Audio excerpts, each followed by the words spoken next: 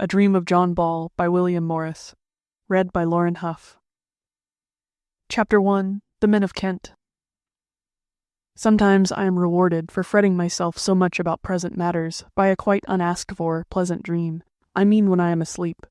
This dream is, as it were, a present of an architectural peep-show. I see some beautiful and noble building, new-made, as it were, for the occasion, as clearly as if I were awake, not vaguely or absurdly, as often happens in dreams, but with all the detail clear and reasonable. Some Elizabethan house with its scrap of earlier 14th century building, and its later degradations of Queen Anne and Silly Billy and Victoria, marring but not destroying it, in an old village, once a clearing amid the sandy woodlands of Sussex. Or an old and unusually curious church, much churchwardened, and beside it a fragment of 15th century domestic architecture, amongst the not unpicturesque lath and plaster of an Essex farm, and looking natural enough among the sleepy elms and the meditative hens scratching about in the litter of the farmyard, whose trodden yellow straw comes up to the very jambs of the richly carved Norman doorway of the church. Or sometimes 'tis a splendid collegiate church, untouched by restoring parson and architect, standing amid an island of shapely trees and flower-beset cottages of thatched grey stone and cob, amidst the narrow stretch of bright green water meadows that wind between the sweeping Wiltshire downs, so well beloved of William Cobbett.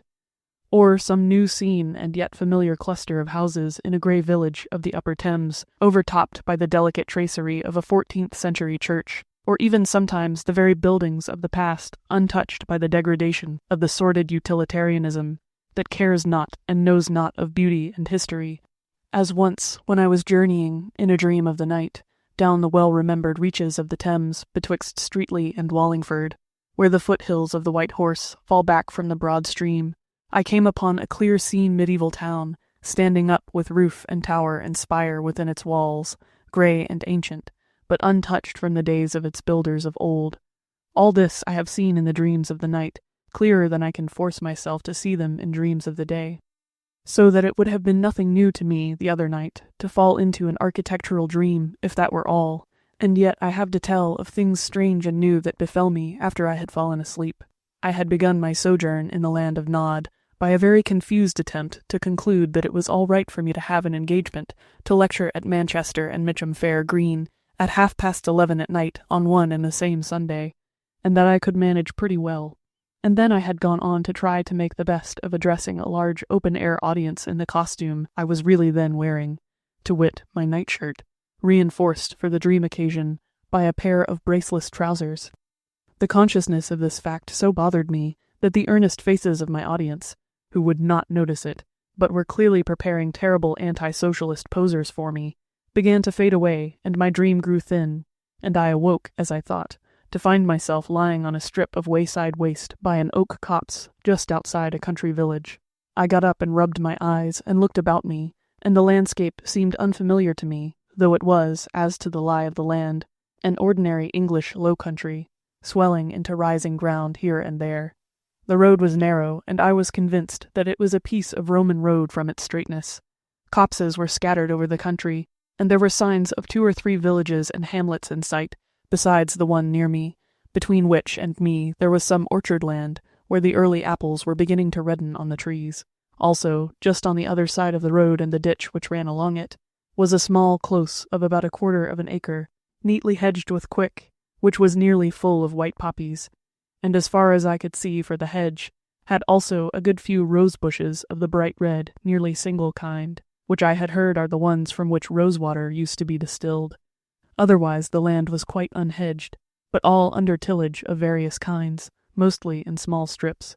From the other side of a copse not far off rose a tall spire, white and brand new, but at once bold in outline and unaffectedly graceful, and also distinctly English in character. This, together with the unhedged tillage and a certain unwonted trimness and handiness about the enclosures of the garden and orchards, puzzled me for a minute or two, as I did not understand, new as the spire was, how it could have been designed by a modern architect, and I was, of course, used to the hedged tillage and tumble-down, bankrupt-looking surroundings of our modern agriculture, so that the garden-like neatness and trimness of everything surprised me. But after a minute or two that surprise left me entirely, And if what I saw and heard afterwards seems strange to you, remember that it did not seem strange to me at the time, except where now and again I shall tell you of it. Also, once for all, if I were to give you the very words of those who spoke to me, you would scarcely understand them, although their language was English too, and at the time I could understand them at once. Well, as I stretched myself and turned my face toward the village, I heard horse hoofs on the road, and presently a man and horse showed on the other end of the stretch of road, and drew near at a swinging trot, with plenty of clash of metal. The man soon came up to me, but paid me no more heed than throwing me a nod. He was clad in armor of mingled steel and leather, a sword girt to his side, and over his shoulder a long-handled bill-hook. His armor was fantastic in form and well wrought, but by this time I was quite used to the strangeness of him, and merely muttered to myself, "He is coming to summon the squire to the leet." So I turned toward the village in good earnest. Nor again was I surprised at my own garments, although I might well have been from their unwontedness. I was dressed in a black cloth gown reaching to my ankles, neatly embroidered about the collar and cuffs, with wide sleeves gathered in at the wrists. A hood with a sort of bag hanging down from it was on my head, a broad red leather girdle round my waist, on one side of which hung a pouch embroidered very prettily, and a case made of hard leather chased with a hunting scene, which I knew to be a pen and ink case. On the other side a small sheath knife, only an arm in case of dire necessity. Well, I came into the village, where I did not see, nor by this time expected to see, a single modern building, although many of them were nearly new, notably the church, which was large and quite ravished my heart with its extreme beauty, elegance, and fitness. The chancel of this was so new that the dust of the stone still lay white on the midsummer grass, beneath the carvings of the windows. The houses were almost all built of oak framework, filled with cob or plaster well whitewashed, though some had their lower stories of rubble stone, with their windows and doors of well-molded freestone. There was much curious and inventive carving about most of them, and though some were old and much worn, there was the same look of deftness and trimness, and even beauty, about every detail in them which I noticed before in the field work. They were all roofed with oak shingles, mostly grown as grey as stone, but one was so newly built that its roof was yet pale and yellow. This was a corner house, and the corner post of it had a carved niche wherein stood a gaily painted figure holding an anchor, Saint Clement to wit, as the dweller in the house was a blacksmith. Half a stone's throw from the east end of the churchyard wall was a tall cross of stone, new like the church, the head beautifully carved with a crucifix amidst leafage. It stood on a set of wide stone steps, octagonal in shape, where 3 roads from other villages met and formed a wide open space on which 1,000 people or more could stand together with no great crowding. All this I saw, and also that there was a goodish many people about, women and children, and a few old men at the doors, many of them somewhat gaily clad, and that men were coming into the village street, by the other end to that by which I had entered, by 2s and 3s, most of them carrying what I could see were bows in cases of linen yellow, with wax or oil. They had quivers at their backs, and most of them a short sword by their left side, and a pouch and knife on the right. They were mostly dressed in red or brightish green or blue cloth jerkins, with a hood on the head, generally of another color. As they came nearer, I saw that the cloth of their garments was somewhat coarse, but stout and serviceable. I knew somehow that they had been shooting at the butts, and, indeed, I could still hear a noise of men thereabout, and even now and again, when the wind set from that quarter, the twang of the bowstring and the plump of the shaft in the target. I leaned against the churchyard wall and watched these men, some of whom went straight into their houses, and some loitered about still. They were rough-looking fellows, tall and stout, very black some of them, and some red-haired, but most had hair burnt by the sun into the color of tow, and indeed they were all burned and tanned and freckled variously. Their arms and buckles and belts, and the finishings and hems of their garments were all what we should now call beautiful, rough as the men were, nor in their speech was any of that drawling snarl or thick vulgarity which one is used to hear from laborers in civilization. Not that they talked like gentlemen either, but full and round and bold, and they were merry and good-tempered enough. I could see that, though I felt shy and timid amongst them.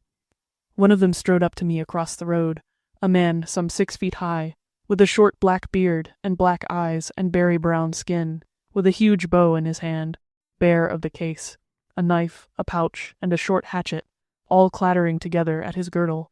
"Well, friend," said he, "thou lookest partly mazed. What tongue hast thou in thine head?" "A tongue that can tell rhymes," said I. "So I thought," said he. "Thirstest thou any?" "Yea, and hunger," said I. And therewith my hand went into my purse, and came out again with but a few small and thin silver coins, with a cross stamped on each, and 3 pellets in each corner of the cross. The man grinned. "Aha," said he. "Is it so? Never heed it, mate. It shall be a song for a supper this fair Sunday evening. But first, whose man art thou?" "No one's man," said I, reddening angrily. "I am my own master." He grinned again. "Nay, that's not the custom of England, as one time belike it will be. Methinks thou comest from heaven down, and hast had a high place there too." He seemed to hesitate a moment, and then leant forward and whispered in my ear, "John the Miller, that ground small, small, small," and stopped and winked at me, and from between my lips without my mind forming any meaning came the words, "The King's Son of Heaven shall pay for all." He let his bow fall onto his shoulder, caught my right hand in his, and gave it a great grip, while his left hand fell among the gear at his belt, and I could see that he half drew his knife. "Well, brother," said he, "stand not here hungry in the highway when there is flesh and bread in the rows yonder. Come on." And with that he drew me along toward what was clearly a tavern door, outside which men were sitting on a couple of benches and drinking meditatively from curiously shaped earthen pots, glazed green and yellow, some with quaint devices on them. Chapter 2. The Man from Essex. I entered the door and started at first with my old astonishment, with which I had woke up, so strange and beautiful did this interior seem to me, though it was but a pothouse parlor. A quaintly carved sideboard held an array of bright pewter pots and dishes and wooden and earthen bowls. A stout oak table went up and down the room, and a carved oak chair stood by the chimney corner, now filled by a very old man, dim-eyed and white-bearded. That, except the rough stools and benches on which the company sat, was all the furniture. The walls were panelled roughly enough with oak boards to about 6 feet from the floor, and about 3 feet of plaster above that was wrought in a pattern of a rose stem running all round the room, freely and roughly done, but with, as it seemed to my unused eyes, wonderful skill and spirit. On the hood of the great chimney a huge rose was wrought in the plaster, and brightly painted in its proper colors. There were a dozen or more of the men I had seen coming along the street sitting there, some eating and all drinking. Their cased bows leaned against the wall, their quivers hung on pegs in the paneling, and in a corner of the room I saw 6 billhooks that looked made more for war than for head shearing, with ashen handles some 7 foot long. 3 or 4 children were running about among the legs of the men, heeding them mighty little in their bold play, and the men seemed little troubled by it, although they were talking earnestly and seriously too. A well-made, comely girl leaned up against the chimney close to the gaffer's chair, and seemed to be in waiting on the company. She was clad in a close-fitting gown of bright blue cloth, with a broad silver girdle daintily wrought round her loins. A rose wreath was on her head, and her hair hung down unbound. The gaffer grumbled a few words to her from time to time, so that I judged he was her grandfather.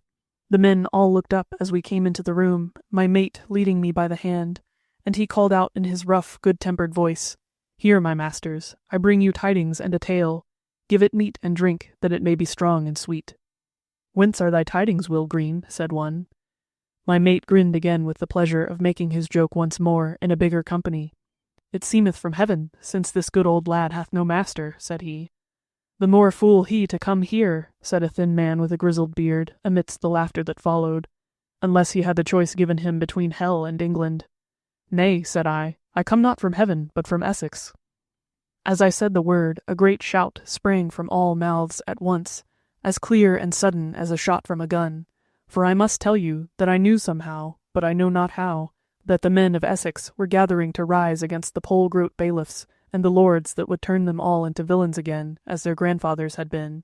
And the people was weak, and the lords were poor, for many a mother's son had fallen in the war in France in the old king's time, and the Black Death had slain a many, so that the lords had bethought them, "We are growing poorer, and these upland-bred villains are growing richer, and the guilds of craft are waxing in the towns, and soon what will there be left for us who cannot weave and will not dig? Good it were if we fell on all who are not guildsmen or men of free land. if we fell on sockage tenants and others, and brought both the law and the strong hand on them, and made them all villains indeed, as they are now in name.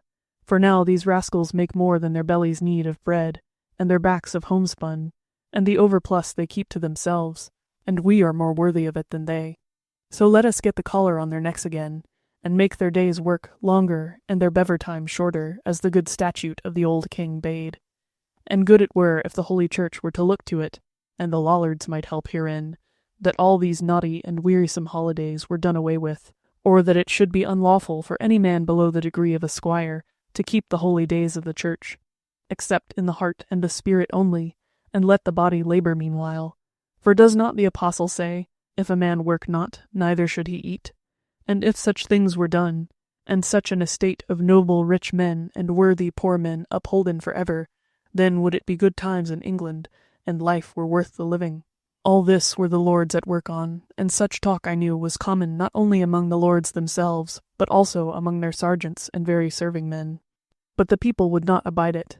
Therefore, as I said, in Essex they were on the point of rising, and word had gone how that at St. Albans they were well nigh at blows with the Lord Abbot's soldiers, that north away at Norwich John Litster was wiping the woad from his arms, as who would have to stain them red again, but not with grain or matter, and that the valiant Tyler of Dartford had smitten a pole-groat bailiff to death with his lath-rending axe for mishandling a young maid, his daughter, and that the men of Kent were on the move.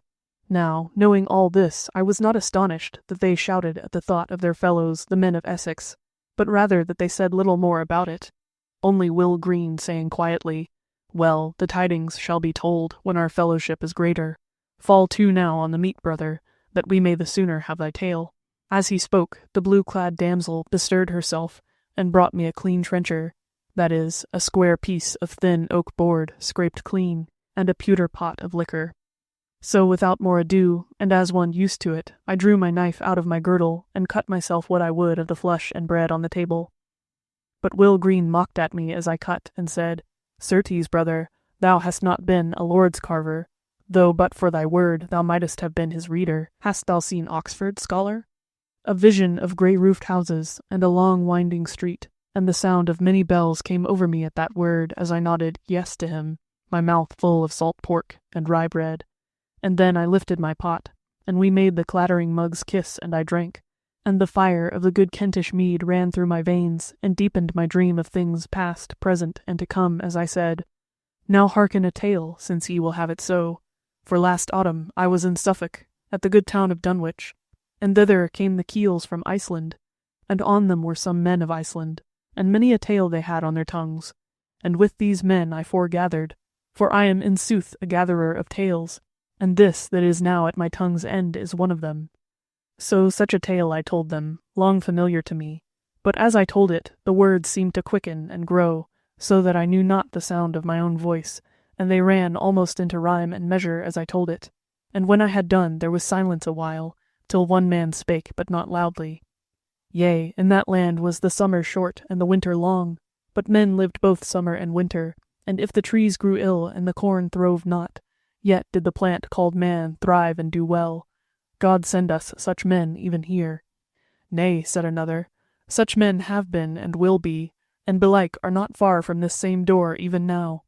Yea, said a third, hearken a stave of Robin Hood. Maybe that shall hasten the coming of one I wot of. And he fell to singing in a clear voice, for he was a young man, and to a sweet wild melody, one of those ballads which in an incomplete and degraded form you have read perhaps. My heart rose high as I heard him, for it was concerning the struggle against tyranny for the freedom of life, how that the wildwood and the heath, despite of wind and weather, were better for a free man than the court and the cheaping town, of the taking from the rich to give to the poor, of the life of a man doing his own will and not the will of another man commanding him for the commandment's sake. The men all listened eagerly, and at whiles took up as a refrain a couplet at the end of a stanza with their strong and rough but not unmusical voices.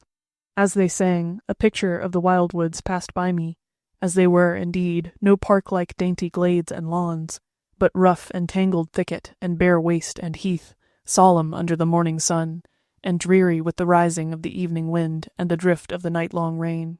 When he had done, another began in something of the same strain, but singing more of a song than a story ballad, and thus much I remember of it.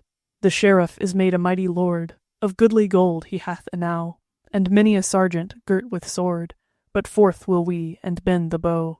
We shall bend the bow on the lily lee, betwixt the thorn and the oaken tree. With stone and lime is the burg wall built, and pit and prison are stark and strong, and many a true man there is spilt, and many a right man doomed by wrong. So forth shall we, and bend the bow, and the king's writ never the road shall know. Now yeomen walk ye warily, and heed ye the houses where ye go, for as fair and as fine as they may be, lest behind your heels the door clap to. Fare forth with the bow to the lily lee, betwixt the thorn and the oaken tree. Now bills and bows, and out a gate, and turn about on the lily lee, and though their company be great, the grey goose wing shall set us free. Now bent is the bow in the green abode, and the king's writ knoweth not the road. So over the mead and over the hithe, and away to the wildwood wend we forth. There dwell we yeomen, bold and blithe, where the sheriff's word is not of worth. Bent is the bow on the lily lee, betwixt the thorn and the oaken tree. But here the song dropped suddenly, and one of the men held up his hand, as who would say, "Hist!" Then through the open window came the sound of another song, gradually swelling as though sung by men on the march. This time the melody was a piece of the plain song of the church, familiar enough to me to bring back to my mind the great arches of some cathedral in France, and the canons singing in the choir. All leapt up and hurried to take their bows from the wall and corner, and some had bucklers withal, circles of leather, boiled and then moulded into shape and hardened. These were some 2 handbreadths across, with iron or brass bosses in the centre. Will Green went to the corner where the bills leaned against the wall, and handed them round to the first comers as far as they would go, and out we all went gravely and quietly into the village street, and the fair sunlight of the calm afternoon, now beginning to turn towards evening. None had said anything since we first heard the new-come singing, save that as we went out of the door the ballad-singer clapped me on the shoulder and said, "Was it not sooth that I said, brother, that Robin Hood should bring us John Ball?" Chapter 3. They Meet at the Cross. The street was pretty full of men by then we were out in it, and all faces turned toward the cross. The song still grew nearer and louder, and even as we looked we saw it turning the corner through the hedges of the orchards and closes. A good clump of men, more armed as it would seem than our villagers, as the low sun flashed back from many points of bright iron and steel. The words of the song could now be heard, and amidst them I could pick out Will Green's late challenge to me and my answer. But as I was bending all my mind to disentangle more words from the music, suddenly from the new white tower behind us clashed out the church bells, harsh and hurried at first, but presently falling into measured chime, and at the first sound of them a great shout went up from us, and was echoed by the newcomers, "John Ball hath rung our bell." Then we pressed on, and presently we were all mingled together at the cross. Will Green had good-naturedly thrust and pulled me forward, so that I found myself standing on the lowest step of the cross, his 72 inches of man on one side of me. He chuckled while I panted, and said, "There's for thee a good hearing and seeing stead, old lad. Thou art tall across thy belly, and not otherwise, and thy wind, belike, is none of the best. And but for me, thou wouldst have been amidst the thickest of the throng, and have heard words muffled by Kentish bellies, and seen little but swinky woolen elbows, and greasy plates and jacks. Look no more on the ground, as though thou sawest a hare, but let thine eyes and thine ears be busy to gather tidings to bear back to Essex, or heaven." I grinned good fellowship at him, but said nothing, for in truth my eyes and ears were as busy as he would have them to be. A buzz of general talk went up from the throng amidst the regular cadence of the bells, which now seemed far away, and as it were, that they were not swayed by hands, but were living creatures making that noise of their own wills.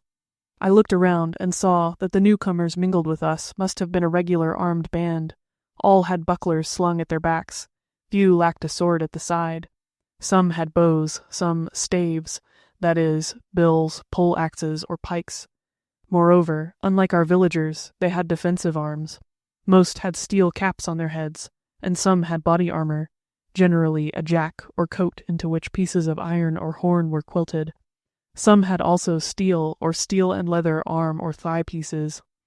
There were a few mounted men among them, their horses being big-boned, hammer-headed beasts that looked as if they had been taken from plough or wagon.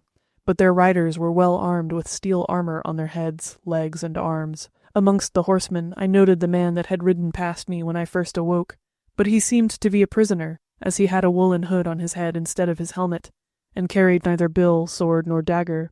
He seemed by no means ill at ease, however, but was laughing and talking with the men who stood near him. Above the heads of the crowd, and now slowly working towards the cross, was a banner on a high raised cross-pole, a picture of a man and woman half clad in skins of beasts, seen against a background of green trees, the man holding a spade and the woman a distaff and spindle, rudely done enough, but yet with a certain spirit and much meaning. And underneath this symbol of the early world and man's first contest with nature were the written words, "When Adam delved and Eve span, who was then the gentleman?" The banner came on and through the crowd, which at last opened where we stood for its passage, and the banner-bearer turned and faced the throng, and stood on the first step of the cross beside me.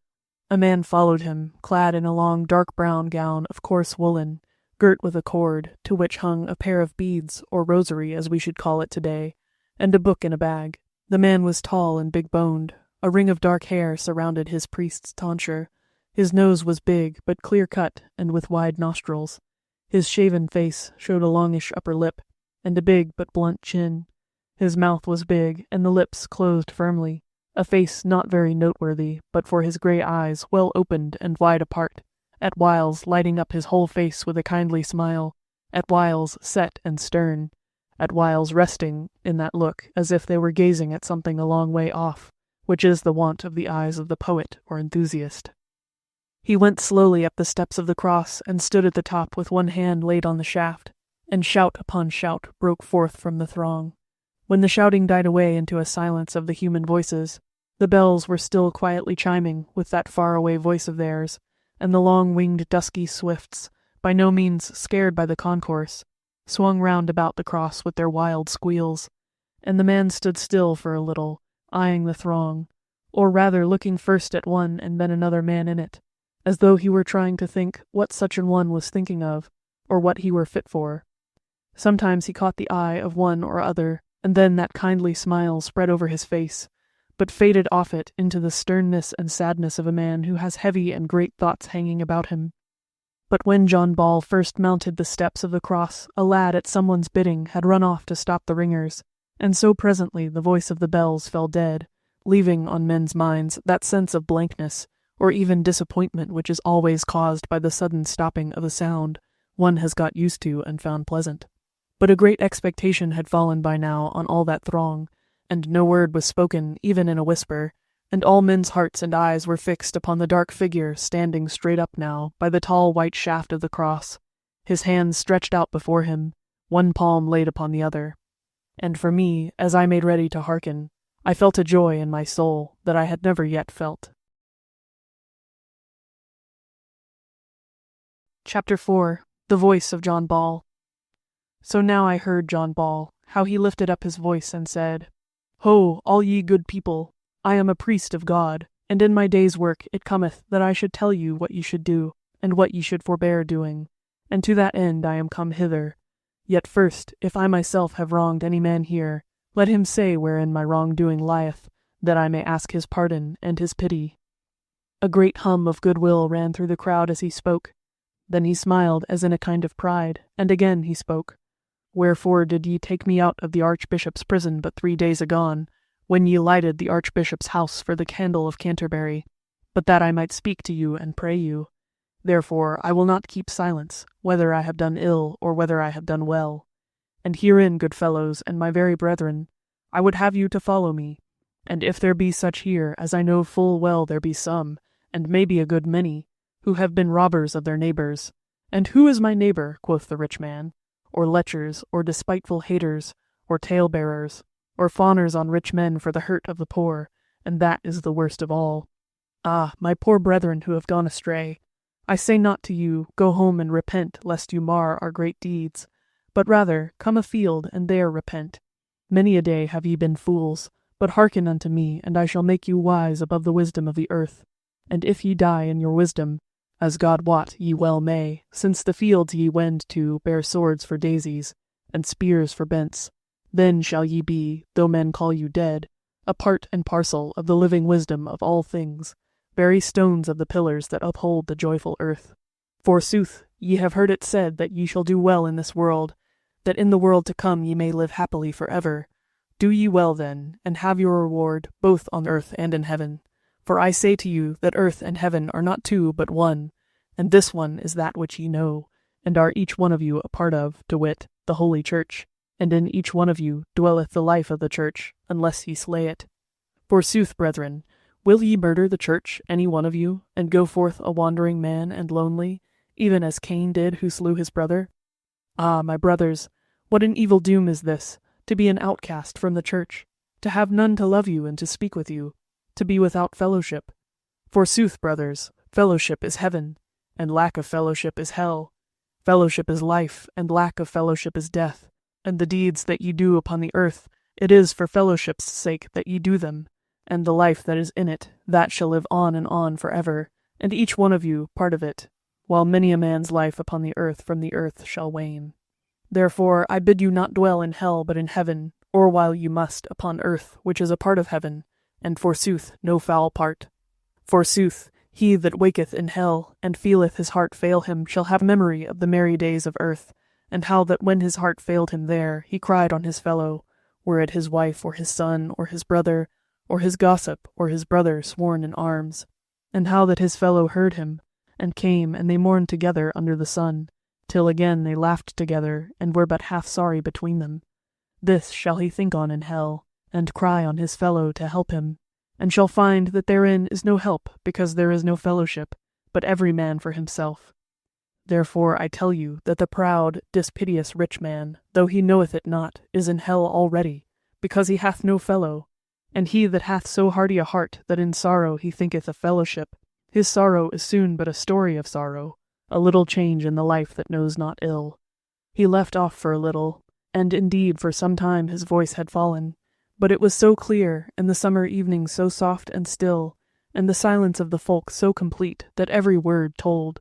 His eyes fell down to the crowd as he stopped speaking, since for some little while they had been looking far away into the blue distance of summer, and the kind eyes of the man had a curious sight before him in that crowd, for amongst them were many who by this time were not dry-eyed, and some wept outright in spite of their black beards, while all had that look as if they were ashamed of themselves, and did not want others to see how deeply they were moved, after the fashion of their race when they are strongly stirred. I looked at Will Green beside me. His right hand clutched his bow so tight that the knuckles whitened. He was staring straight before him, and the tears were running out of his eyes and down his big nose as though without his will, for his face was stolid and unmoved all the time till he caught my eye. And then he screwed up the strangest face, of scowling brow, weeping eyes, and smiling mouth, while he dealt me a sounding thump in the ribs with his left elbow, which though it would have knocked me down but for the crowd, I took as an esquire does the accolade which makes a knight of him. But while I pondered all these things, and how men fight and lose the battle, and the thing that they fought for comes about in spite of their defeat, and when it comes, turns out not to be what they meant, and other men have to fight for what they meant under another name, while I pondered all this, John Ball began to speak again in the same soft and clear voice with which he had left off. Good fellows, it was your fellowship and your kindness that took me out of the Archbishop's prison 3 days agone, though God wot ye had naught to gain by it, save outlawry and the gallows. Yet lacked I not your fellowship, before ye drew near me in the body. And when between me and Canterbury Street was yet a strong wall, and the turnkeys and sergeants and bailiffs. For hearken, my friends and helpers, many days ago, when April was yet young, I lay there, and the heart that I had strung up to bear all things because of the fellowship of men, and the blessed saints, and the angels, and those that are to be, this heart that I had strung up like a strong bow, fell into feebleness, so that I lay there a longing for the green fields, and the white thorn bushes, and the lark singing over the corn, and the talk of good fellows round the alehouse bench, and the babble of the little children, and the team on the road, and the beasts afield, and all the life of earth, and I, alone all the while, near my foes, and afar from my friends, mocked and flouted, and starved with cold and hunger, and so weak was my heart, that though I longed for all these things, yet I saw them not, nor knew them but as names, and I longed so sore to be gone that I chided myself that I had once done well.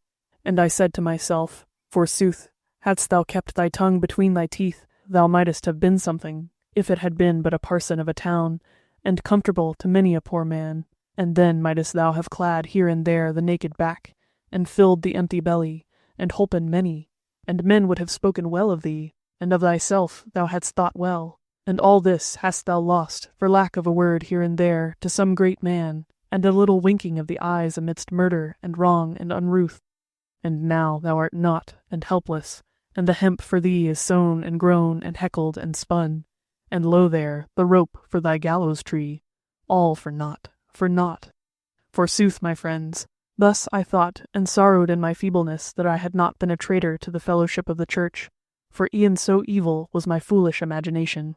Yet forsooth, as I fell a-pondering over all the comfort and help that I might have been, and that I might have had, if I had been but a little of a trembling cur, to creep and crawl before abbot and bishop and baron and bailiff, came the thought over me of the evil of the world wherewith I, John Ball, the rascal hedge-priest, had fought and striven in the fellowship of the saints in heaven and poor men upon earth.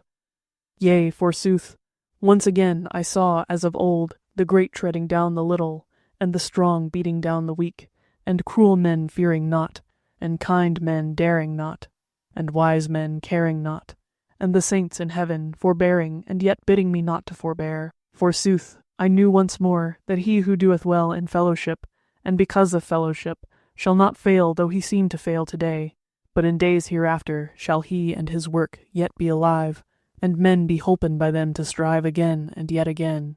And yet indeed even that was little, since forsooth to strive was my pleasure and my life.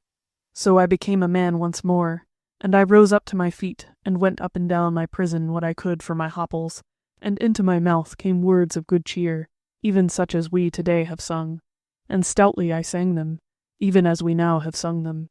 And then did I rest me, and once more thought of those pleasant fields where I would be, and all the life of man and beast about them, and I said to myself that I should see them once more before I died, if but once it were.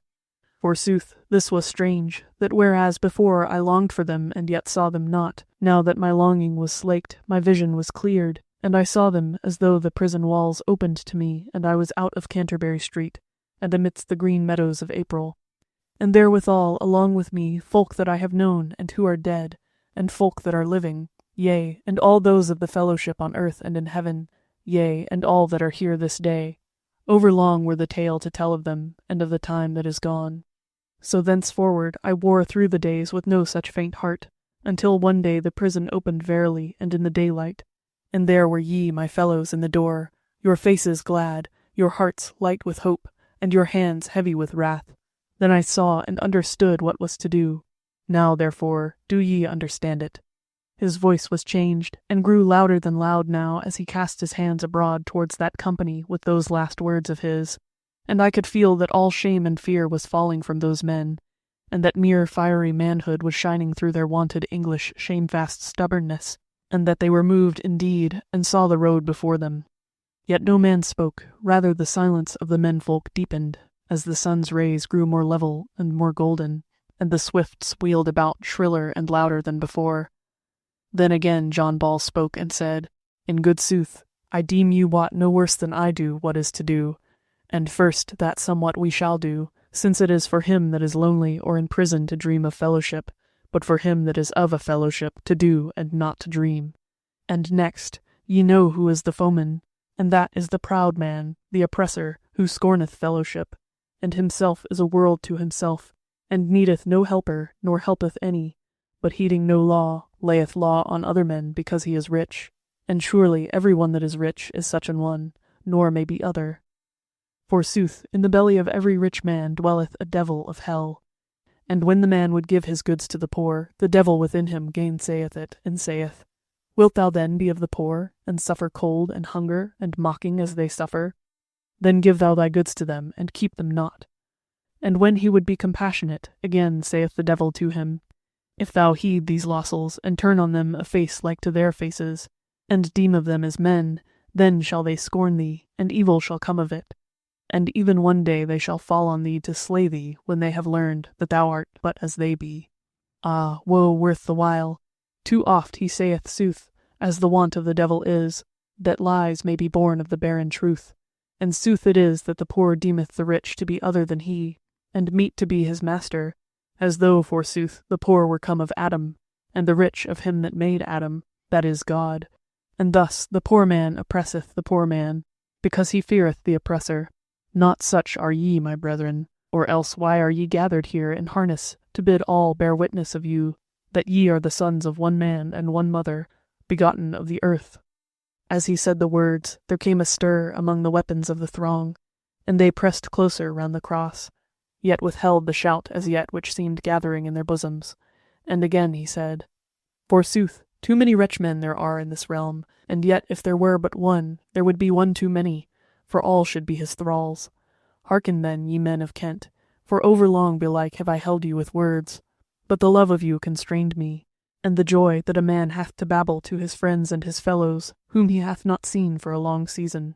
Now hearken, I bid you, to the rich men that eat up a realm there cometh a time when they whom they eat up, that is, the poor, seem poorer than of wont, and their complaint goeth up louder to the heavens.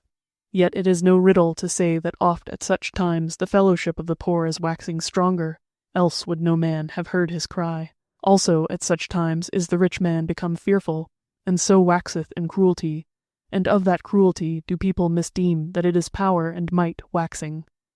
Forsooth, ye are stronger than your fathers, because ye are more grieved than they, and ye should have been less grieved than they, had ye been horses and swine, and then, forsooth, would ye have been stronger to bear. But ye are not strong to bear, but to do. And wot ye why we are come to you this fair eve of holiday? And wot ye why I have been telling of fellowship to you? Yea, forsooth, I deem ye wot well, that it is for this cause, that ye might bethink of you your fellowship with the men of Essex. His last word let loose the shout that had been long on all men's lips, and great and fierce it was as it rang shattering through the quiet upland village. But John Ball held up his hand, and the shout was won and no more. Then he spoke again. Men of Kent, I wot well that ye are not so hard-bested as those of other shires, by the token of the day when behind the screen of leafy boughs ye met Duke William with bill and bow as he wended Londonward from that woeful field of Senlac. But I have told of fellowship, and ye have hearkened and understood what the Holy Church is, whereby ye know that ye are fellows of the saints in heaven, and the poor men of Essex. And as one day the saints shall call you to the heavenly feast, so now do the poor men call you to the battle. Men of Kent, ye dwell fairly here, and your houses are framed of stout oak beams, and your own lands ye till, unless some accursed lawyer with his false lying sheepskin and forged custom of the devil's manor hath stolen it from you. But in Essex slaves they be and villains, and worse they shall be, and the Lord swear that ere a year be over, ox and horse shall go free in Essex, and man and woman shall draw the team and the plough, and north away in the east countries dwell men in poor halls of wattled reeds and mud, and the northeast wind from off the fen whistles through them, and poor they be to the letter. And there him whom the Lord spareth, the bailiff squeezeth, and him whom the bailiff forgetteth, the Easterling chapman sheareth. Yet be these stout men and valiant, and your very brethren. And yet if there be any man here so base as to think that a small matter, let him look to it, that if these necks abide under the yoke, Kent shall sweat for it ere it be long, and ye shall lose acre and close and woodland, and be servants in your own houses, and your sons shall be the Lord's lads, and your daughters their lemans, and ye shall buy a bold word with many stripes, and an honest deed with a leap from the gallows tree. Bethink ye, too, that ye have no longer to deal with Duke William, who, if he were a thief and a cruel lord, was yet a prudent man and a wise warrior. But cruel are these, and headstrong, yea, thieves and fools in one, and ye shall lay their heads in the dust. A shout would have arisen again, but his eager voice, rising higher yet, restrained it as he said, And how shall it be then when these are gone? What else shall ye lack when ye lack masters? Ye shall not lack for the fields ye have tilled, nor the houses ye have built, nor the cloth ye have woven. All these shall be yours, and whatso ye will of all that the earth beareth. Then shall no man mow the deep grass for another, while his own kine lack cow meat, and he that soweth shall reap, and the reaper shall eat in fellowship the harvest that in fellowship he hath won, and he that buildeth a house shall dwell in it with those that he biddeth of his free will. And the tithe barn shall garner the wheat for all men to eat of when the seasons are untoward, and the rain drift hideth the sheaves in August, and all shall be without money and without price. Faithfully and merrily then shall all men keep the holidays of the church in peace of body and joy of heart, and man shall help man, and the saints in heaven shall be glad, because men no more fear each other, and the churl shall be ashamed, and shall hide his churlishness till it be gone, and he be no more a churl, and fellowship shall be established in heaven and on the earth. Chapter 5. They hear tidings of battle and make them ready. He left off as one who had yet something else to say, and indeed I thought he would give us some word as to the trysting place, and whither the army was to go from it, because it was now clear to me that this gathering was but a band of an army. But much happened before John Ball spoke again from the cross, and it was on this wise.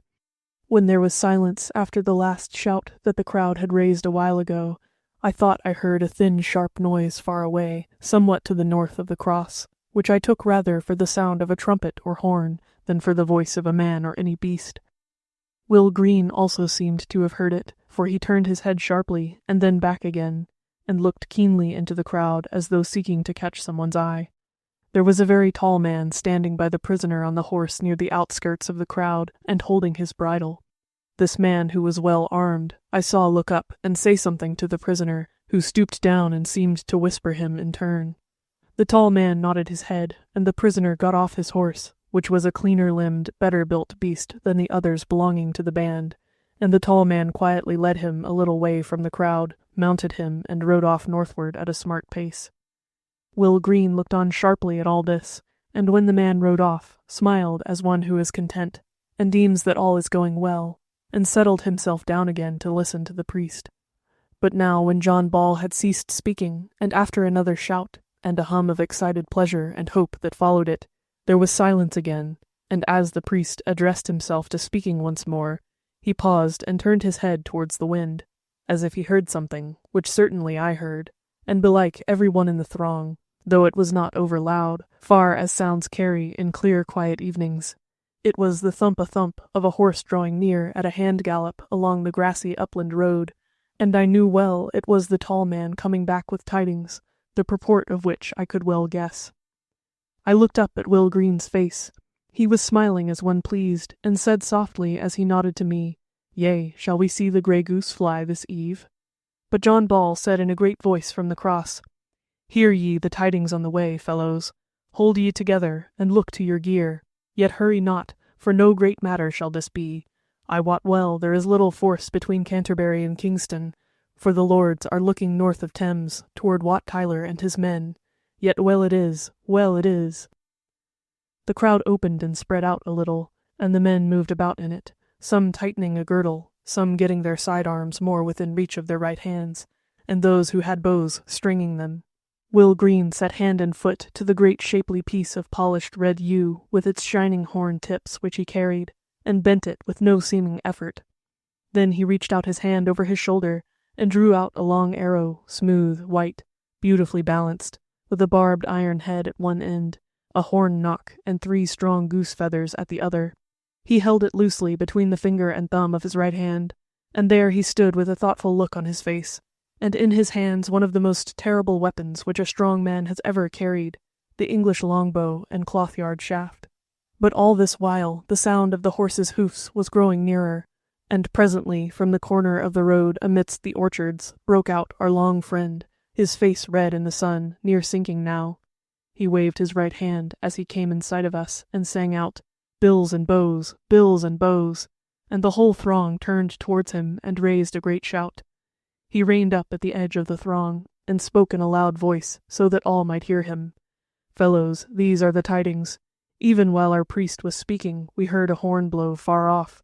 So I bade the sergeant we have taken, and who is now our fellow in arms, to tell me where away it was that there would be folk a-gathering, and what they were. And he did me to wit that mayhappen Sir John Newton was stirring from Rochester Castle, or maybe it was the sheriff and Rafe Hopton with him. So I rode off what I might towards Hartlip, and I rode warily, and that was well, for as I came through a little wood between Hartlip and Guildstead, I saw beyond it a gleam of steel, and lo, in the field, there a company, and a pennon of Rafe Hopton's arms, and that is blue, and thereon 3 silver fish, and a pennon of the sheriff's arms, and that is a green tree, and withal another pennon of 3 red kine, and whose they be I know not. Footnote: probably one of the Calverleys, a Cheshire family, one of whom was a noted captain in the French wars. End of footnote. There tied I my horse in the middle of the wood, and myself I crept along the dike to see more, and to hear somewhat, and no talk I heard to tell of, save at whiles a big knight talking to 5 or 6 others, and saying somewhat wherein came the words of London and Nicholas Bramber and King Richard. But I saw that of men-at-arms and sergeants there might be 100, and of bows not many, but of those outland arbalests maybe a 50, and so, what with one and another of servants and tipstaves and lads, some 300, well armed, and the men-at-arms of the best. Forsooth, my masters, there had I been but a minute ere the big knight broke off his talk and cried out to the music to blow up. And let us go look on these villains, said he, and withal the men began to gather in a due and ordered company, and their faces turned hitherward.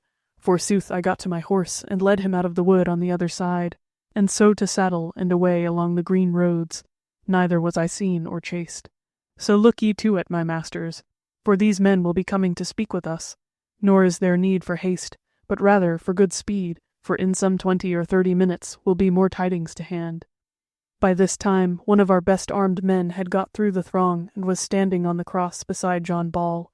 When the long man had done, there was confused noise of talk for a while, and the throng spread itself out more and more, but not in a disorderly manner, the bowmen drawing together toward the outside, and the billmen forming behind them. Will Green was still standing beside me, and had hold of my arm, as though he knew both where he and I were to go. Fellows, quoth the captain from the cross, belike this stour shall not live to be older than the day, if ye get not into a plump together for their arbalestiers to shoot bolts into, and their men-at-arms to thrust spears into. Get you to the edge of the crofts, and spread out there 6 feet between man, and shoot ye bowmen from the hedges, and ye with the staves keep your heads below the level of the hedges, or else for all they be thick a bolt may win its way in. He grinned as he said this, and there was laughter enough in the throng to have done honour to a better joke. Then he sung out, Hob Wright, Rafe Wood, John Pargetter, and thou, Will Green, bestir ye and marshal the bowshot, and thou, Nicholas Woodyer, shall be under me Jack Straw in ordering of the staves. Gregory Taylor and John Clerk, fair and fine are ye clad in the arms of the Canterbury bailiffs. Ye shall shine from afar. Go ye with the banner into the highway, and the bows on either side shall ward you. Yet jump, lads, and over the hedge with you when the bolts begin to fly your way. Take heed, good fellows all, that our business is to bestride the highway, and not let them get in on our flank the while, so half to the right, half to the left of the highway. Shoot straight and strong, and waste no breath with noise. Let the loose of the bowstring cry for you. And look you, think it no loss of manhood to cover your bodies with tree and bush, for one of us who know is worth 100 of those proud fools. To it, lads, and let them see what the grey goose bears between his wings. Abide us here, brother John Ball, and pray for us if thou wilt. But for me, if God will not do for Jack Straw what Jack Straw would do for God were he in like case, I can see no help for it. Yea, forsooth, said the priest, here will I abide you, my fellows, if ye come back, or if ye come not back, here will I abide the foe. Depart, and the blessing of the fellowship be with you. Down then leapt Jack Straw from the cross, and the whole throng set off without noise or hurry, soberly and steadily in outward seeming. Will Green led me by the hand as if I were a boy, yet nothing he said, being forsooth intent on his charge. We were some 400 men in all, but I said to myself that without some advantage of the ground we were lost men before the men-at-arms that long Gregory Taylor had told us of, for I had not seen as yet the yard-long shaft at its work. We, and somewhat more than half of our band, turned into the orchards on the left of the road, through which the level rays of the low sun shone brightly. The others took up their position on the right side of it. We kept pretty near to the road till we had got through all the closes save the last, where we were brought up by a hedge and a dike. beyond which lay a wide open, nearly treeless space, not of tillage, as at the other side of the place, but of pasture, the common grazing ground of the township. A little stream wound about through the ground, with a few willows here and there. There was only a thread of water in it, in this hot summer tide, but its course could easily be traced by the deep blue-green of the rushes that grew plenteously in the bed. Geese were lazily wandering about and near this brook, and a herd of cows accompanied by the town bull were feeding on quietly, their heads all turned one way, while half a dozen calves marched close together, side by side like a plump of soldiers, their tails swinging in a kind of measure to keep off the flies, of which there was a great plenty. 3 or 4 lads and girls were sauntering about, heeding or not heeding the cattle. They looked up toward us as we crowded into the last close, and slowly loitered off toward the village. Nothing looked like battle, yet battle sounded in the air, for now we heard the beat of the horse hoofs of the men-at-arms coming on towards us, like the rolling of distant thunder, and growing louder and louder every minute. We were none too soon in turning to face them. Jack Straw was on our side of the road, and with a few gestures and a word or two he got his men into their places. 6 archers lined the hedge along the road where the banner of Adam and Eve, rising above the grey leaves of the apple trees, challenged the newcomers. And of the billmen also, he kept a good few ready to guard the road in case the enemy should try to rush it with the horsemen. The road, not being a Roman one, was, you must remember, little like the firm, smooth country roads that you are used to. It was a mere track between the hedges and fields, partly grass-grown and cut up by the deep-sunk ruts hardened by the drought of summer. There was a stack of faggot and small wood on the other side, and our men threw themselves upon it and set to work to stake the road across for a rough defense against the horsemen. What befell more on the road itself I had not much time to note, for our bowmen spread themselves out along the hedge that looked into the pasture field, leaving some 6 feet between man and man. The rest of the billmen went along with the bowmen, and halted in clumps of some 6 along their line, holding themselves ready to help the bowmen if the enemy should run up under their shafts, or to run on to lengthen the line in case they should try to break in on our flank. The hedge in front of us was of quick. It had been strongly plashed in the past February, and was stiff and stout. It stood on a low bank. Moreover, the level of the orchard was some 30 inches higher than that of the field, and the ditch some 2 foot deeper than the face of the field. The field went winding round to beyond the church, making a quarter of a circle about the village, and at the western end of it were the butts whence the folk were coming from shooting when I first came into the village street. Altogether, to me who knew nothing of war, the place seemed defensible enough. I have said that the road down which Long Gregory came with his tidings went north, and that was its general direction, but its first reach was nearly east, so that the low sun was not in the eyes of any of us, and where Will Green took his stand, and I with him, it was nearly at our backs. Chapter 6. The Battle at the Township's End. Our men had got into their places leisurely and coolly enough, and with no lack of jesting and laughter. As we went along the hedge by the road, the leaders tore off leafy twigs from the low oak bushes therein, and set them for a rallying sign in their hats and headpieces, and 2 or 3 of them had horns for blowing. Will Green, when he got into his place, which was 30 yards from where Jack Straw and the billmen stood in the corner of the 2 hedges, the road hedge and the hedge between the close and field, looked to right and left of him a moment, then turned to the man on the left and said, "Look you, mate, when you hear our horns blow, ask no more questions, but shoot straight and strong at whatso cometh towards us, till ye hear more tidings from Jack Straw or from me. Pass that word onward." Then he looked at me and said, "Now, lad from Essex, thou hadst best sit down out of the way at once. Forsooth, I wot not why I brought thee hither. Wilt thou not back to the cross? For thou art little of a fighting man?" "Nay," said I would see the play. What shall come of it?" "Little," said he. "We shall slay a horse or twain, maybe. I will tell thee, since thou hast not seen a fight belike, as I have seen some, that these men-at-arms cannot run fast either to the play or from it, if they be afoot. And if they come on a horseback, what shall hinder me to put a shaft into the poor beast? But down with thee on the daisies, for some shot there will be first."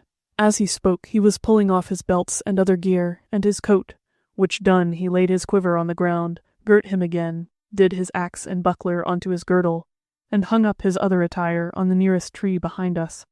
Then he opened his quiver, and took out of it some 2 dozen of arrows, which he stuck in the ground beside him, ready to his hand. Most of the bowmen within sight were doing the like. As I glanced toward the houses, I saw 3 or 4 bright figures moving through the orchards, and presently noted that they were women, all clad more or less like the girl in the rows, except that 2 of them wore white coifs on their heads. Their errand there was clear, for each carried a bundle of arrows under her arm. One of them came straight up to Will Green, and I could see at once that she was his daughter. She was tall and strongly made, with black hair like her father, somewhat comely, though no great beauty, but as they met, her eyes smiled even more than her mouth, and made her face look very sweet and kind. And the smile was answered back in a way so quaintly like to her father's face, that I too smiled for goodwill and pleasure. "Well, well, lass," said he, "dost thou think that here is Cressy field toward, that ye bring all this artillery? Turn back, my girl, and set the pot on the fire, for that shall we need when we come home, I and this ballad maker here." "Nay," she said, nodding kindly at me, "if this is to be no Cressy, then may I stop to see, as well as the ballad maker, since he hath neither sword nor staff." "Sweetling," he said, "get thee home in haste. This play is but little, yet mightest thou be hurt in it. And trust me, the time may come, sweetheart, when even thou and such as thou shalt hold a sword or a staff. Ere the moon throws a shadow, we shall be back." She turned away, lingering, not without tears on her face, laid the sheaf of arrows at the foot of the tree, and hastened off through the orchard. I was going to say something, when Will Green held up his hand as who would bid us hearken. The noise of the horse hoofs, after growing nearer and nearer, had ceased suddenly, and a confused murmur of voices had taken the place of it. "Get thee down and take cover, old lad," said Will Green. "The dance will soon begin, and ye shall hear the music presently." Sure enough, as I slipped down by the hedge close to which I had been standing, I heard the harsh twang of the bowstrings, 1, 2, 3, almost together, from the road, and even the woo of the shafts, though that was drowned in a moment by a confused but loud and threatening shout from the other side, and again the bowstrings clanged, and this time a far-off clash of arms followed, and therewithal that cry of a strong man that comes without his will, and is so different from his wonted voice that one has a guess thereby of the change that death is. Then for a while was almost silence, nor did our horns blow up, though some half-dozen of the billmen had leapt into the road when the bows first shot. But presently came a great blare of trumpets and horns from the other side, and therewith, as it were, a river of steel and bright coats poured into the field before us, and still their horns blew as they spread out toward the left of our line. The cattle in the pasture field, heretofore feeding quietly, seemed frightened silly by the sudden noise, and ran about, tail in air and lowing loudly. The old bull with his head a little lowered, and his stubborn legs planted firmly, growling threateningly, while the geese about the brook waddled away, gobbling and squeaking, all which seemed so strange to us, along with the threat of sudden death that rang out from the bright array over against us, that we laughed outright, the most of us, and Will Green put down his head in mockery of the bull and grunted like him, whereat we laughed yet more. He turned round to me as he knocked his arrow and said, "I would they were just 50 paces nigher, and they move not. Ho, Jack Straw, shall we shoot?" For the latter named was nigh us now. He shook his head and said nothing as he stood looking at the enemy's line. "Fear not, but they are the right folk, Jack," quoth Will Green. "Yea, yea," said he, "but abide a while. They could make naught of the highway, and 2 of their sergeants had a message from the grey goose feather. Abide, for they have not crossed the road to our right hand, and belike have not seen our fellows on the other side, who are now for a bushment to them." I looked hard at the man. He was a tall, wiry, and broad-shouldered fellow, clad in a handsome armour of bright steel that certainly had not been made for a yeoman, but over it he had a common linen smock-frock or gabardine, like our field workmen wear now, or used to wear, and in his helmet he carried instead of a feather a wisp of wheaten straw. He bore a heavy axe in his hand, besides the sword he was girt with, and round his neck hung a great horn for blowing. I should say that I knew that there were at least 3 Jack Straws among the fellowship of the discontented, one of whom was over in Essex. As we waited there, every bowman with his shaft knocked on the string. There was a movement in the line opposite, and presently came from it a little knot of 3 men, the middle one on horseback, the other 2 armed with long-handled glaives, all 3 well muffled up in armour. As they came nearer, I could see that the horseman had a tabard over his armour, gaily embroidered with a green tree on a gold ground, and in his hand a trumpet. "They are come to summon us. Wilt thou that he speak, Jack?" said Will Green. "Nay," said the other, "yet shall he have warning first. Shoot when my horn blows." And therewith he came up to the hedge, climbed over, slowly because of his armor, and stood some dozen yards out in the field. The man on horseback put his trumpet to his mouth and blew a long blast, and then took a scroll into his hand and made as if he were going to read. But Jack Straw lifted up his voice and cried out, "Do it not, or thou art but dead. We will have no accursed lawyers and their sheepskins here. Go back to those that sent thee." But the man broke in a loud harsh voice, "Ho, ye people! What will ye, gathering in arms?" Then cried Jack Straw, "Sir Fool, hold your peace till ye have heard me, or else we shoot at once. Go back to those that sent thee, and tell them that we free men of Kent are on the way to London to speak with King Richard, and to tell him that which he wots not, to wit, that there is a certain sort of fools and traitors to the realm, who would put collars on our necks and make beasts of us, and that it is his right and his devoir to do as he swore when he was crowned and anointed at Westminster on the stone of doom, and gainsay these thieves and traitors. And if he be too weak, then shall we help him, and if he will not be king, then shall we have one who will be, and that is the King's Son of Heaven. Now, therefore, if any withstand us on our lawful errand as we go to speak with our own King and Lord, let him look to it. Bear back this word to them that sent thee. But for thee, hearken, thou bastard of an inky sheepskin. Get thee gone, and tarry not. 3 times shall I lift up my hand, and the 3rd time look to thyself, for then shalt thou hear the loose of our bowstrings, and after that naught else till thou hearest the devil bidding thee welcome to hell." Our fellows shouted, but the summoner began again, yet in a quavering voice, "Ho, ye people! What will ye, gathering in arms? Wot ye not that ye are doing or shall do great harm, loss, and hurt to the king's lieges?" He stopped. Jack Straw's hand was lowered for the 2nd time. He looked to his men right and left, and then turned rein and turned tail, and scuttled back to the main body at his swiftest. Huge laughter rattled out all along our line as Jack Straw climbed back into the orchard, grinning also. Then we noted more movement in the enemy's line. They were spreading the archers and arbalestiers to our left, and the men-at-arms and others also spread somewhat, under the 3 pennons of which Long Gregory had told us, and which were plain enough to us in the clear evening.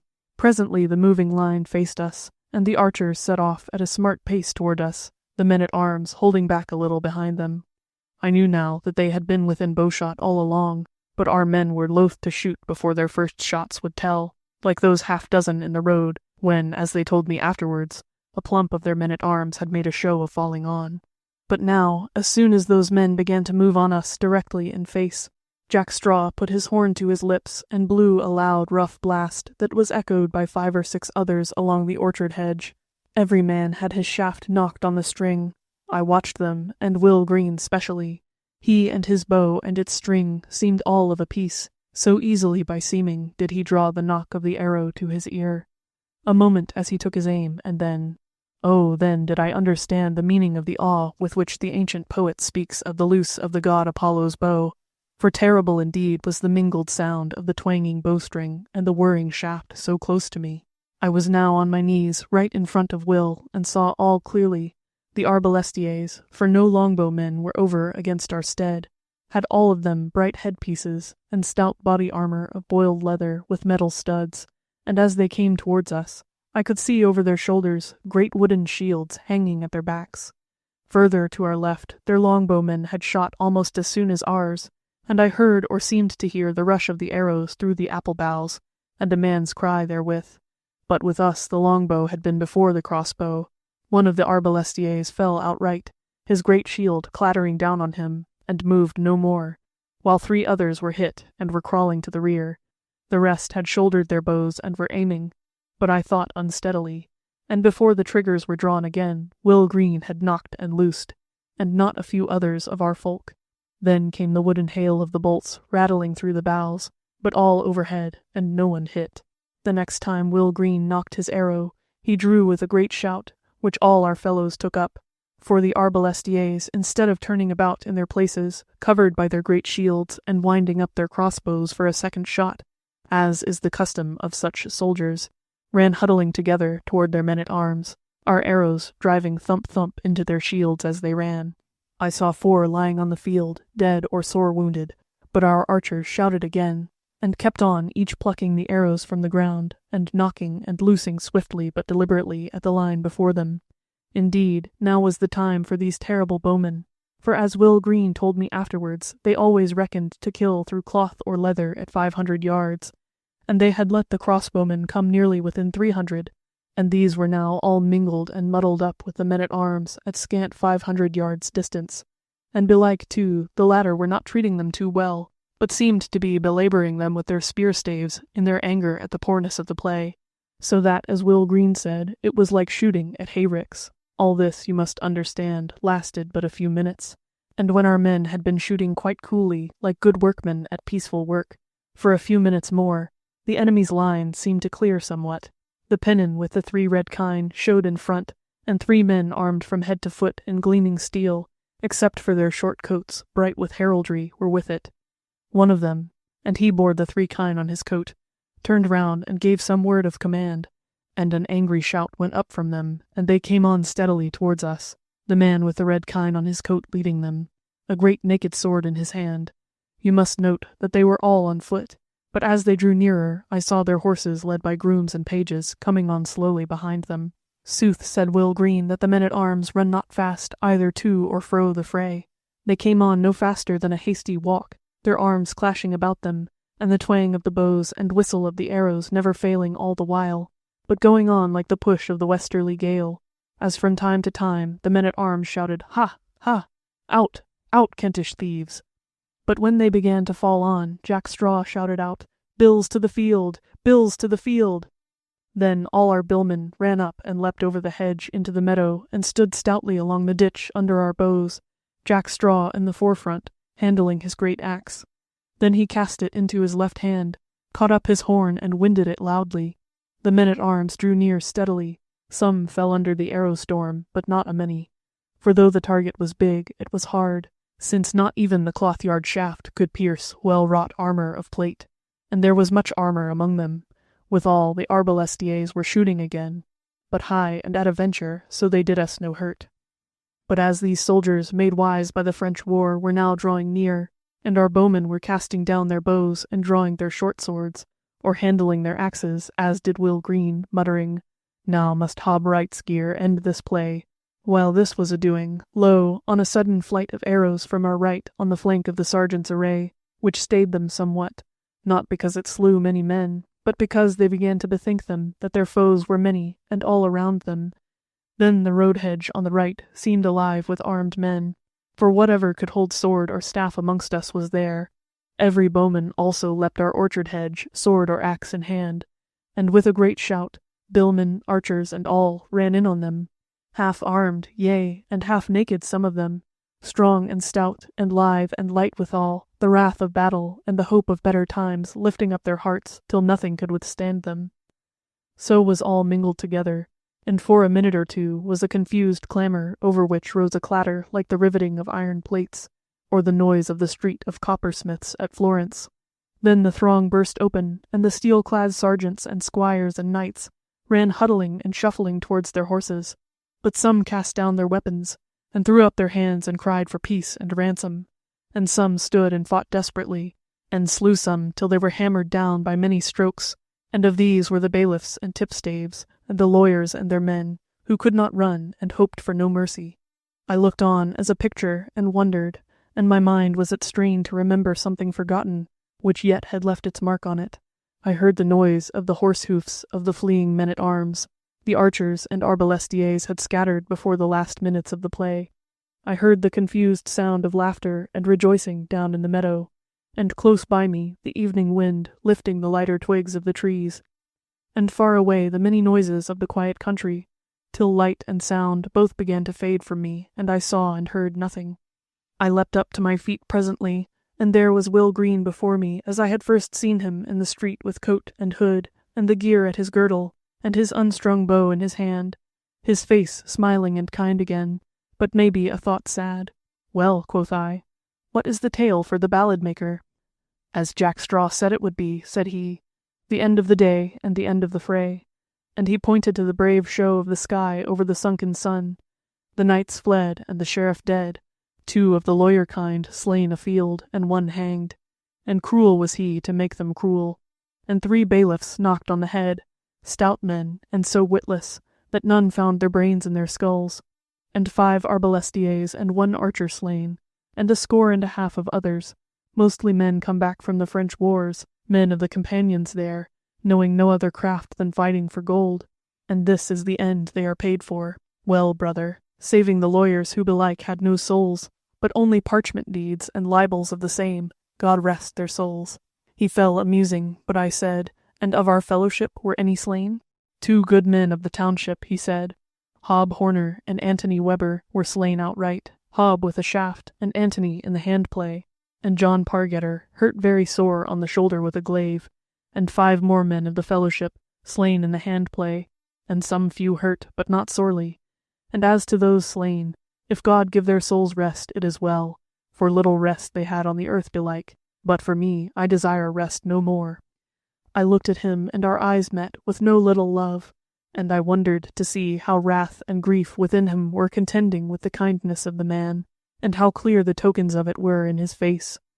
Come now, old lad, said he, for I deem that John Ball and Jack Straw have a word to say to us at the cross yet, since these men broke off the telling of the tale. There shall we know what we are to take in hand tomorrow, and afterwards thou shalt eat and drink in my house this once, if never again. So we went through the orchard closes again, and others were about and anigh us, all turned towards the cross as we went over the dewy grass, whereon the moon was just beginning to throw shadows. Chapter 7. More words at the cross. I got into my old place again on the steps of the cross, Will Green beside me, and above me John Ball and Jack Straw again. The moon was halfway up the heavens now, and the short summer night had begun, calm and fragrant, with just so much noise outside our quiet circle as made one feel the world alive and happy. We waited silently until we had heard John Ball and the story of what was to do, and presently he began to speak.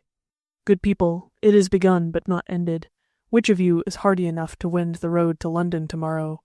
All, they shouted. Yea, said he, even so I deemed of you. Yet forsooth, hearken. London is a great and grievous city, and mayhappen when ye come thither, it shall seem to you over great to deal with, when ye remember the little townships and the cots ye came from. Moreover, when ye dwell here in Kent, ye think forsooth of your brethren in Essex or Suffolk, and there belike an end. But from London ye may have an inkling of all the world, and overburdensome maybe shall that seem to you, a few and a feeble people. Nevertheless I say to you, remember the fellowship, in the hope of which ye have this day conquered. And when ye come to London, be wise and wary, and that is as much as to say, be bold and hardy. For in these days are ye building a house which shall not be overthrown, and the world shall not be too great or too little to hold it. For indeed it shall be the world itself, set free from evildoers for friends to dwell in. He ceased a while, but they hearkened still, as if something more was coming. Then he said, Tomorrow we shall take the road for Rochester, and most like it were well to see what Sir John Newton in the castle may say to us. For the man is no ill man, and hath a tongue well shapen for words, and it were well that we had him out of the castle and away with us, and that we put a word in his mouth to say to the king. And wot ye well, good fellows, that by then we come to Rochester, we shall be a goodly company, and ere we come to Blackheath a very great company, and at London Bridge, who shall stay our host? Therefore there is naught that can undo us, except our own selves, and our hearkening to soft words from those who would slay us. They shall bid us go home and abide peacefully with our wives and children, while they, the lords and counsellors and lawyers, imagine counsel and remedy for us. And even so shall our own folly bid us. And if we hearken thereto, we are undone indeed, for they shall fall upon our peace with war, and our wives and children they shall take from us, and some of us they shall hang, and some they shall scourge, and the others shall be their yoke beasts, yea, and worse, for they shall lack meat more. To fools hearken not, whether they be yourselves or your foemen, for either shall lead you astray. With the lords parley not, for ye know already what they would say to you, and that is, Churl, let me bridle thee and saddle thee, and eat thy livelihood that thou winnest, and call thee hard names because I eat thee up. And for thee, speak not and do not, save as I bid thee. All that is the end of their parleying. Therefore be ye bold, and again bold, and thrice bold. Grip the bow, handle the staff, draw the sword, and set on in the name of the fellowship. He ended amid loud shouts, but straightway answering shouts were heard, and a great noise of the winding of horns, and I misdoubted a new onslaught, and some of those in the throng began to string their bows and handle their bills, but Will Green pulled me by the sleeve and said, "Friends are these by the winding of their horns. Thou art quit for this night, old lad." And then Jack Straw cried out from the cross, "Fair and softly, my masters. These be men of our fellowship, and are for your guests this night. They are from the bents this side of Medway, and are with us here because of the pilgrimage road, and that is the best in these parts, and so the shortest to Rochester. And doubt ye nothing of our being taken unawares this night, for I have bidden and sent out watchers of the ways, and neither a man's son nor a mare's son may come in on us without espial. Now make we our friends welcome. Forsooth, I looked for them an hour later, and had they come an hour earlier yet, some heads would now lie on the cold grass which shall lie on a feather bed tonight, but let be, since all is well. Now get we home to our houses, and eat and drink and slumber this night, if never once again, amid the multitude of friends and fellows, and yet soberly and without riot, since so much work is to hand. Moreover, the priest saith, Bear ye the dead men, both friends and foes, into the chancel of the church, and there this night he will wake them, but after tomorrow let the dead abide to bury their dead. Therewith he leapt down from the cross, and Will and I bestirred ourselves and mingled with the newcomers. They were some 300 strong, clad and armed in all ways like the people of our township, except some half-dozen whose armor shone cold like ice under the moonbeams. Will Green soon had a dozen of them by the sleeve to come home with him to board and bed, and then I lost him for some minutes, and turning about saw John Ball standing behind me, looking pensively on all the stir and merry humours of the joyous uplanders. "Brother from Essex," said he, "shall I see thee again tonight? I were fain of speech with thee, for thou seemest like one that has seen more than most." "Yea," said I, "if ye come to Will Green's house, for thither am I bidden." "Thither shall I come," said he, smiling kindly, "or no man I know in field. Lo, you, Will Green, looking for something, and that is me. But in this house will be song and the talk of many friends, and forsooth I have words in me that crave to come out in a quiet place where they may have each one his own answer. If thou art not afraid of dead men who were alive and wicked this morning, come thou to the church when supper is done, and there we may talk all we will." Will Green was standing beside us before he had done, with his hand laid on the priest's shoulder, waiting till he had spoken out, and as I nodded yea to John Ball, he said, "Now, master priest, thou hast spoken enough this 2 or 3 hours, and this, my new brother, must tell and talk in my house, and there my maid will hear his wisdom, which lay still under the hedge, e'en now when the bolts were abroad. So come ye, and ye good fellows, come." So we turned away together into the little street, but while John Ball had been speaking to me I felt strangely, as though I had more things to say than the words I knew could make clear, as if I wanted to get from other people a new set of words. Moreover, as we passed up the street again, I was once again smitten with the great beauty of the scene, the houses, the church with its new chancel and tower, snow-white in the moonbeams now, the dresses and arms of the people, men and women, for the latter were now mixed up with the men, their grave sonorous language, and the quaint and measured forms of speech were again become a wonder to me and affected me almost to tears. Chapter 8. Supper at Will Green's. I walked along with the others, musing as if I did not belong to them, till we came to Will Green's house. He was one of the wealthier of the yeomen, and his house was one of those I told you of, the lower story of which was built of stone. It had not been built long, and was very trim and neat. The fit of wonder had worn off me again by then I reached it, or perhaps I should give you a closer description of it, for it was a handsome yeoman's dwelling of that day, which is as much as saying it was very beautiful. The house on the other side of it, the last house in the village, was old or even ancient, all built of stone, and except for a newer piece built onto it, a hall, it seemed, had round arches, some of them handsomely carved.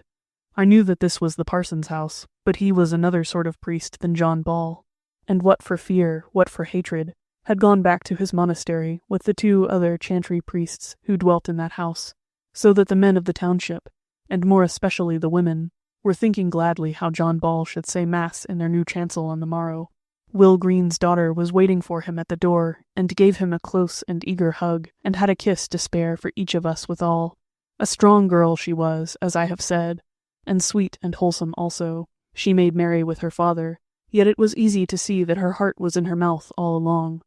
There was a younger girl, some 12 summers old, and a lad of 10, who were easily to be known for his children, an old woman also who had her livelihood there, and helped the household, and moreover 3 long young men, who came into the house after we had sat down, to whom Will nodded kindly.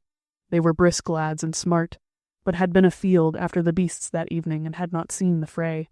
The room we came into was indeed the house, for there was nothing but it on the ground floor, but a stair in the corner went up to the chamber or loft above. It was much like the room at the Rose, but bigger, the cupboard better wrought, and with more vessels on it, and handsomer. Also the walls, instead of being panelled, were hung with a coarse, loosely woven stuff of green worsted, with birds and trees woven into it. There were flowers in plenty stuck about the room, mostly of the yellow blossoming flag, or flower de luce, of which I had seen plenty in all the ditches. But in the window near the door was a pot full of those same white poppies I had seen when I first woke up, and the table was all set forth with meat and drink, a big salt cellar of pewter in the middle, covered with a white cloth. We sat down, the priest blessed the meat in the name of the Trinity, and we crossed ourselves and fell to. The victual was plentiful of broth and flesh meat, and bread and cherries, so we ate and drank, and talked lightly together when we were full. Yet was not the feast so gay as might have been. Will Green had me to sit next to him, and on the other side sat John Ball, but the priest had grown somewhat distraught, and sat as one thinking of somewhat that was like to escape his thought. Will Green looked at his daughter from time to time, and whiles his eyes glanced round the fair chamber as one who loved it, and his kind face grew sad, yet never sullen. When the herdsmen came into the hall they fell straightway to asking questions concerning those of the fellowship who had been slain in the fray, and of their wives and children, so that for a while thereafter no man cared to jest, for they were a neighbourly and kind folk, and were sorry both for the dead and also for the living that should suffer from that day's work. So then we sat silent a while. The unseen moon was bright over the roof of the house, so that outside all was gleaming bright, save the black shadows, though the moon came not into the room, and the white wall of the tower was the whitest and the brightest thing we could see. Wide open were the windows, and the scents of the fragrant night floated in upon us, and the sounds of the men at their meat, or making merry about the township, and whiles we heard the gibber of an owl from the trees westward of the church, and the sharp cry of a blackbird made fearful by the prowling stoat, or the far-off lowing of a cow from the upland pastures, or the hoofs of a horse trotting on the pilgrimage road, and one of our watchers would that be. Thus we sat a while, and once again came that feeling over me of wonder and pleasure at the strange and beautiful sights, mingled with the sights and sounds and scents beautiful indeed, yet not strange, but rather long familiar to me. But now Will Green started in his seat where he sat with his daughter, hanging over his chair, her hand amidst his thick black curls, and she weeping softly, I thought, and his rough strong voice broke the silence. "Why, lads and neighbours, what ails us? If the knights who fled from us this eve were to creep back hither and look in at the window, they would deem that they had slain us after all, and that we were but the ghosts of the men who fought them.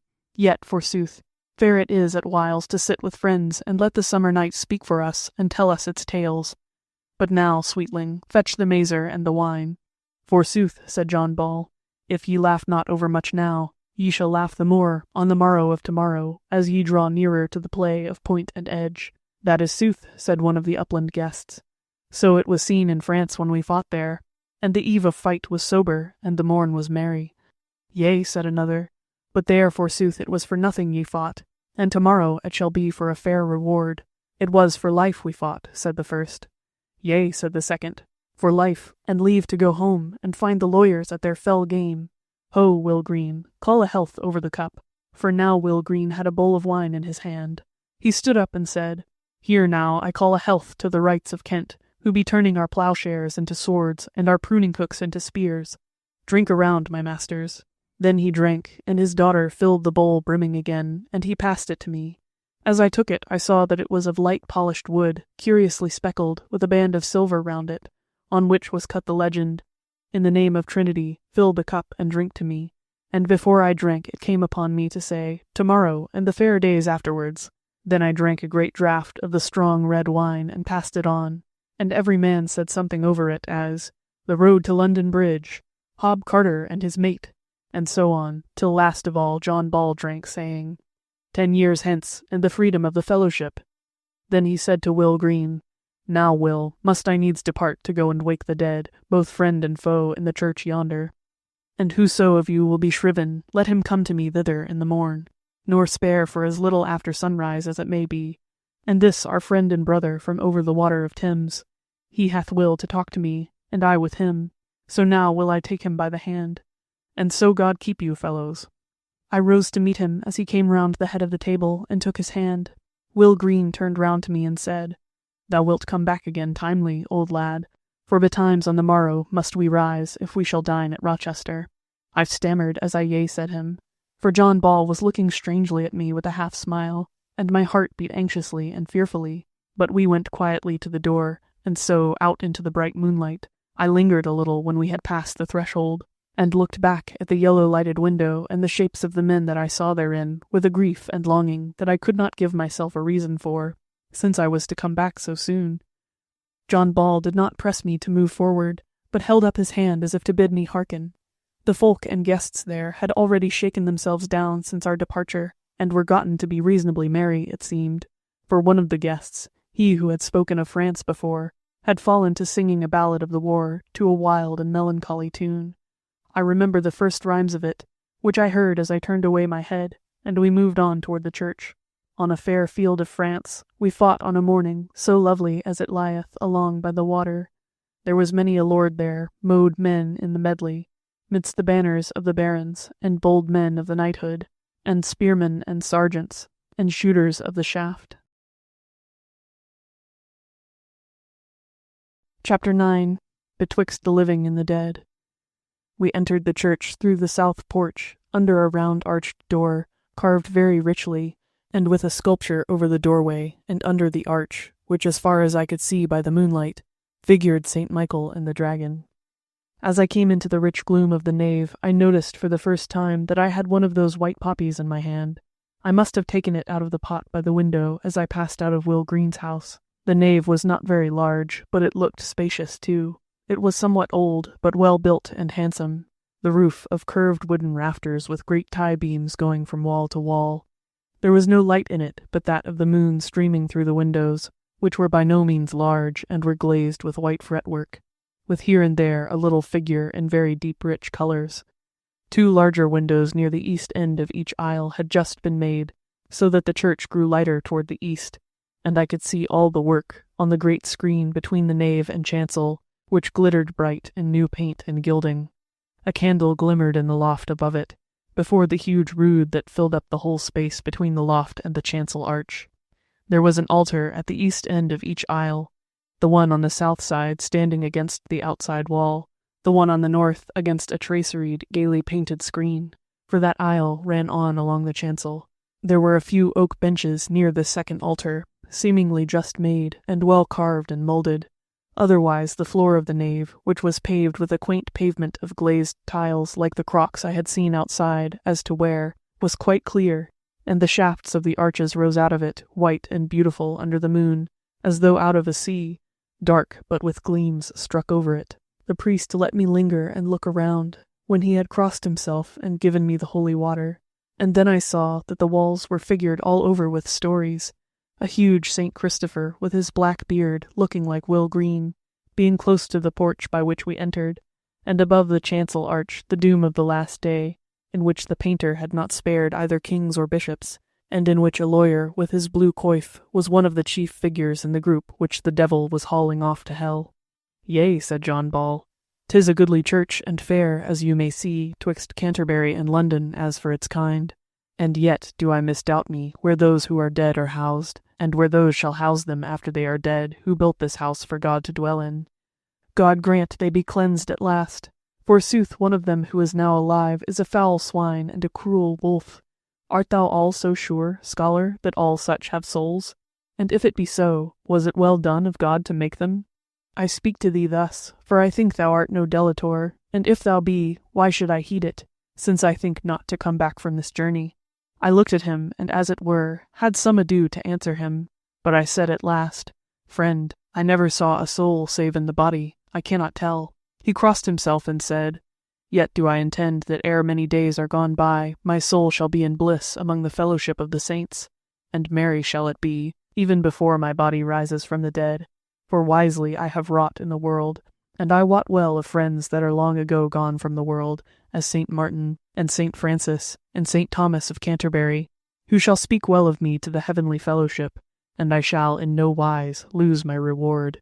I looked shyly at him as he spoke. His face looked sweet and calm and happy, and I would have said no word to grieve him, and yet belike my eyes looked wonder on him. He seemed to note it, and his face grew puzzled. How deemest thou of these things? Said he. Why do men die else, if it be otherwise than this?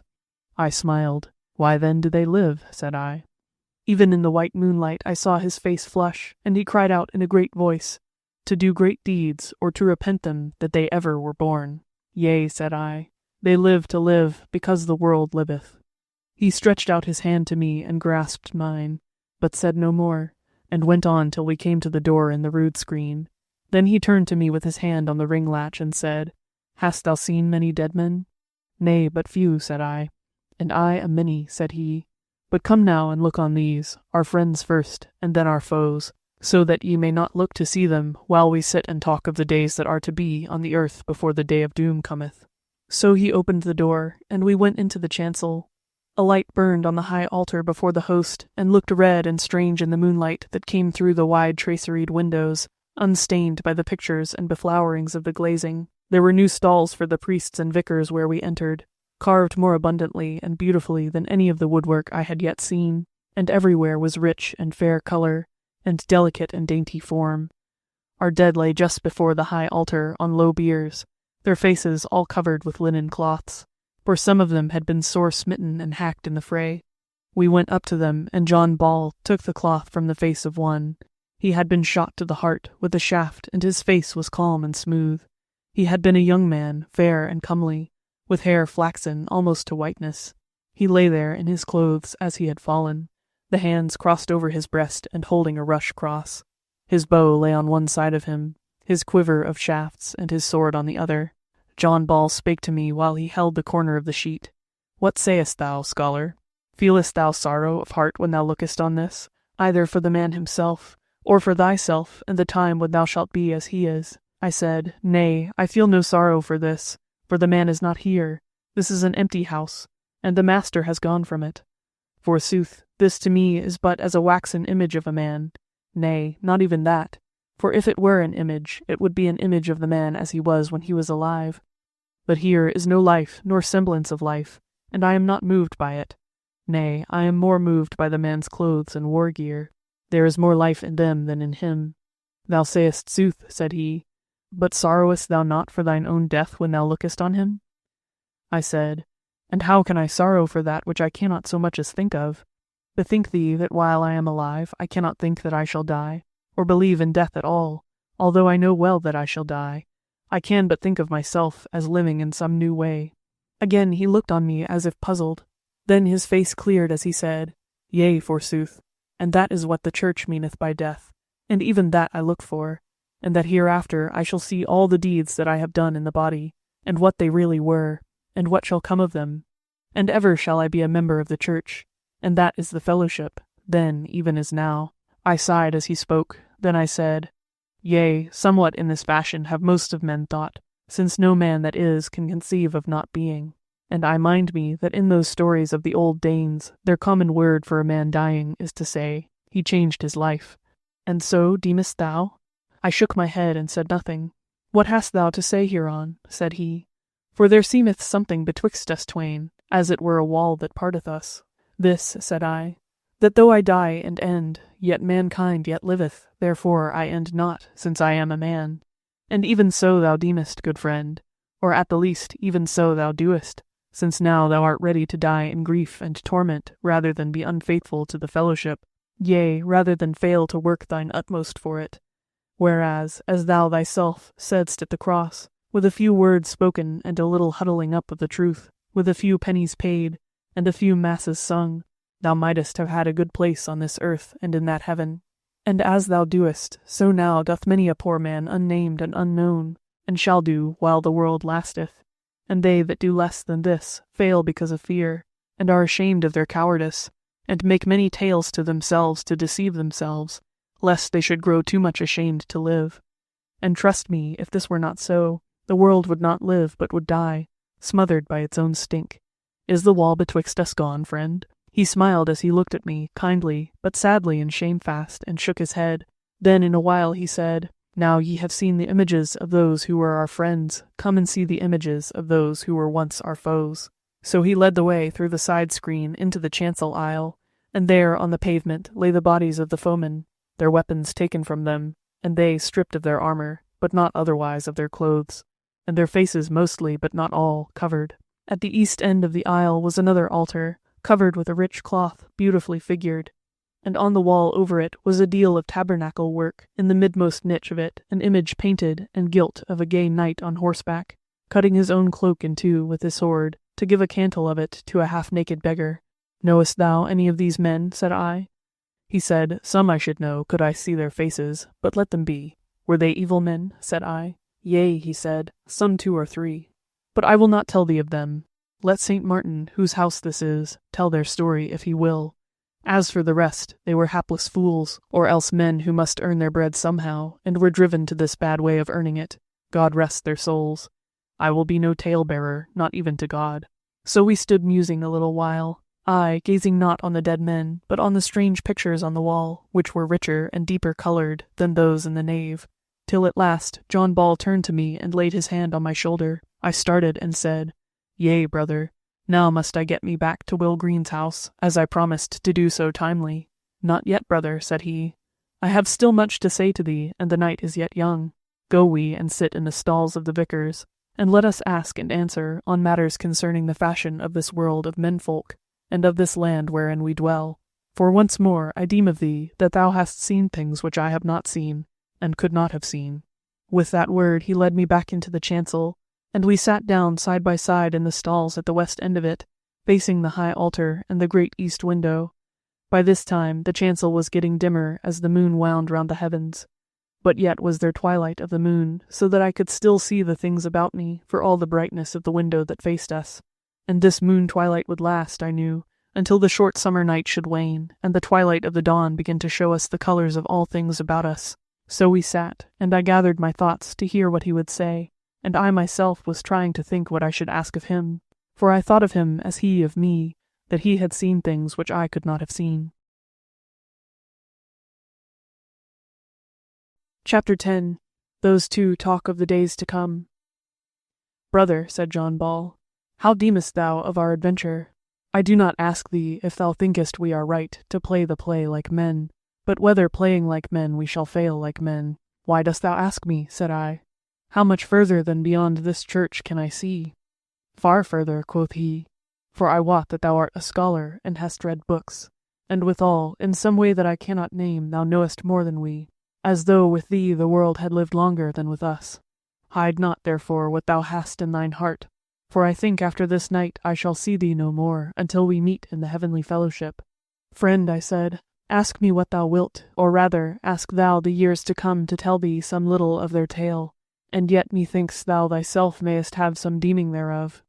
He raised himself on the elbow of the stall, and looked me full in the face, and said to me, Is it so after all that thou art no man in the flesh, but art sent to me by the Master of the fellowship, and the King's Son of heaven, to tell me what shall be? If that be so, tell me straight out, since I had some deeming hereof before, whereas thy speech is like ours, and yet unlike, and thy face hath something in it which is not after the fashion of our day. And yet take heed, if thou art such an one, I fear thee not, nay, nor him that sent thee, nor for thy bidding nor for his will I turn back from London Bridge, but will press on, for I do what is meet and right. Nay, said I, did I not tell thee e'en now that I knew life but not death? I am not dead, and as to who hath sent me, I say not that I am come by my own will, for I know not, yet also I know not the will that hath sent me hither. And this I say to thee, moreover, that if I know more than thou, I do far less. Therefore thou art my captain, and I thy minstrel. He sighed as one from whom a weight had been lifted, and said, Well then, since thou art alive on the earth and a man like myself, tell me how deemest thou of our adventure? Shall we come to London? And how shall we fare there? Said I, What shall hinder you to come to London, and to fare there as ye will? For be sure that the fellowship in Essex shall not fail you, nor shall the Londoners who hate the king's uncles withstand you, nor hath the court any great force to meet you in the field. Ye shall cast fear and trembling into their hearts. Even so, I thought, said he. But afterwards what shall betide? Said I, it grieves my heart to say that which I think. Yet hearken, many a man's son shall die who is now alive and happy. And if the soldiers be slain, and of them most not on the field but by the lawyers, how shall the captains escape? Surely thou goest to thy death. He smiled very sweetly, yet proudly, as he said, Yea, the road is long, but the end cometh at last. Friend, many a day have I been dying, for my sister, with whom I have played and been merry in the autumn tide about the edges of the stubble fields, and we gathered the nuts and brambleberries there, and started thence the missel thrush, and wondered at his voice, and thought him big, and the sparrow-hawk wheeled and turned over the hedges, and the weasel ran across the path, and the sound of the sheep bells came to us from the downs, as we sat happy on the grass. And she is dead and gone from the earth, for she pined from famine after the years of the great sickness. And my brother was slain in the French wars, and none thanked him for dying, save he that stripped him of his gear. And my unwedded wife, with whom I dwelt in love after I had taken the tonsure, and all men said she was good and fair, and true she was, and lovely. She also is dead and gone from the earth. And why should I abide, save for the deeds of the flesh, which must be done? Truly, friend, this is but an old tale that men must die. And I will tell thee another, to wit, that they live. And I live now, and shall live. Tell me then what shall befall.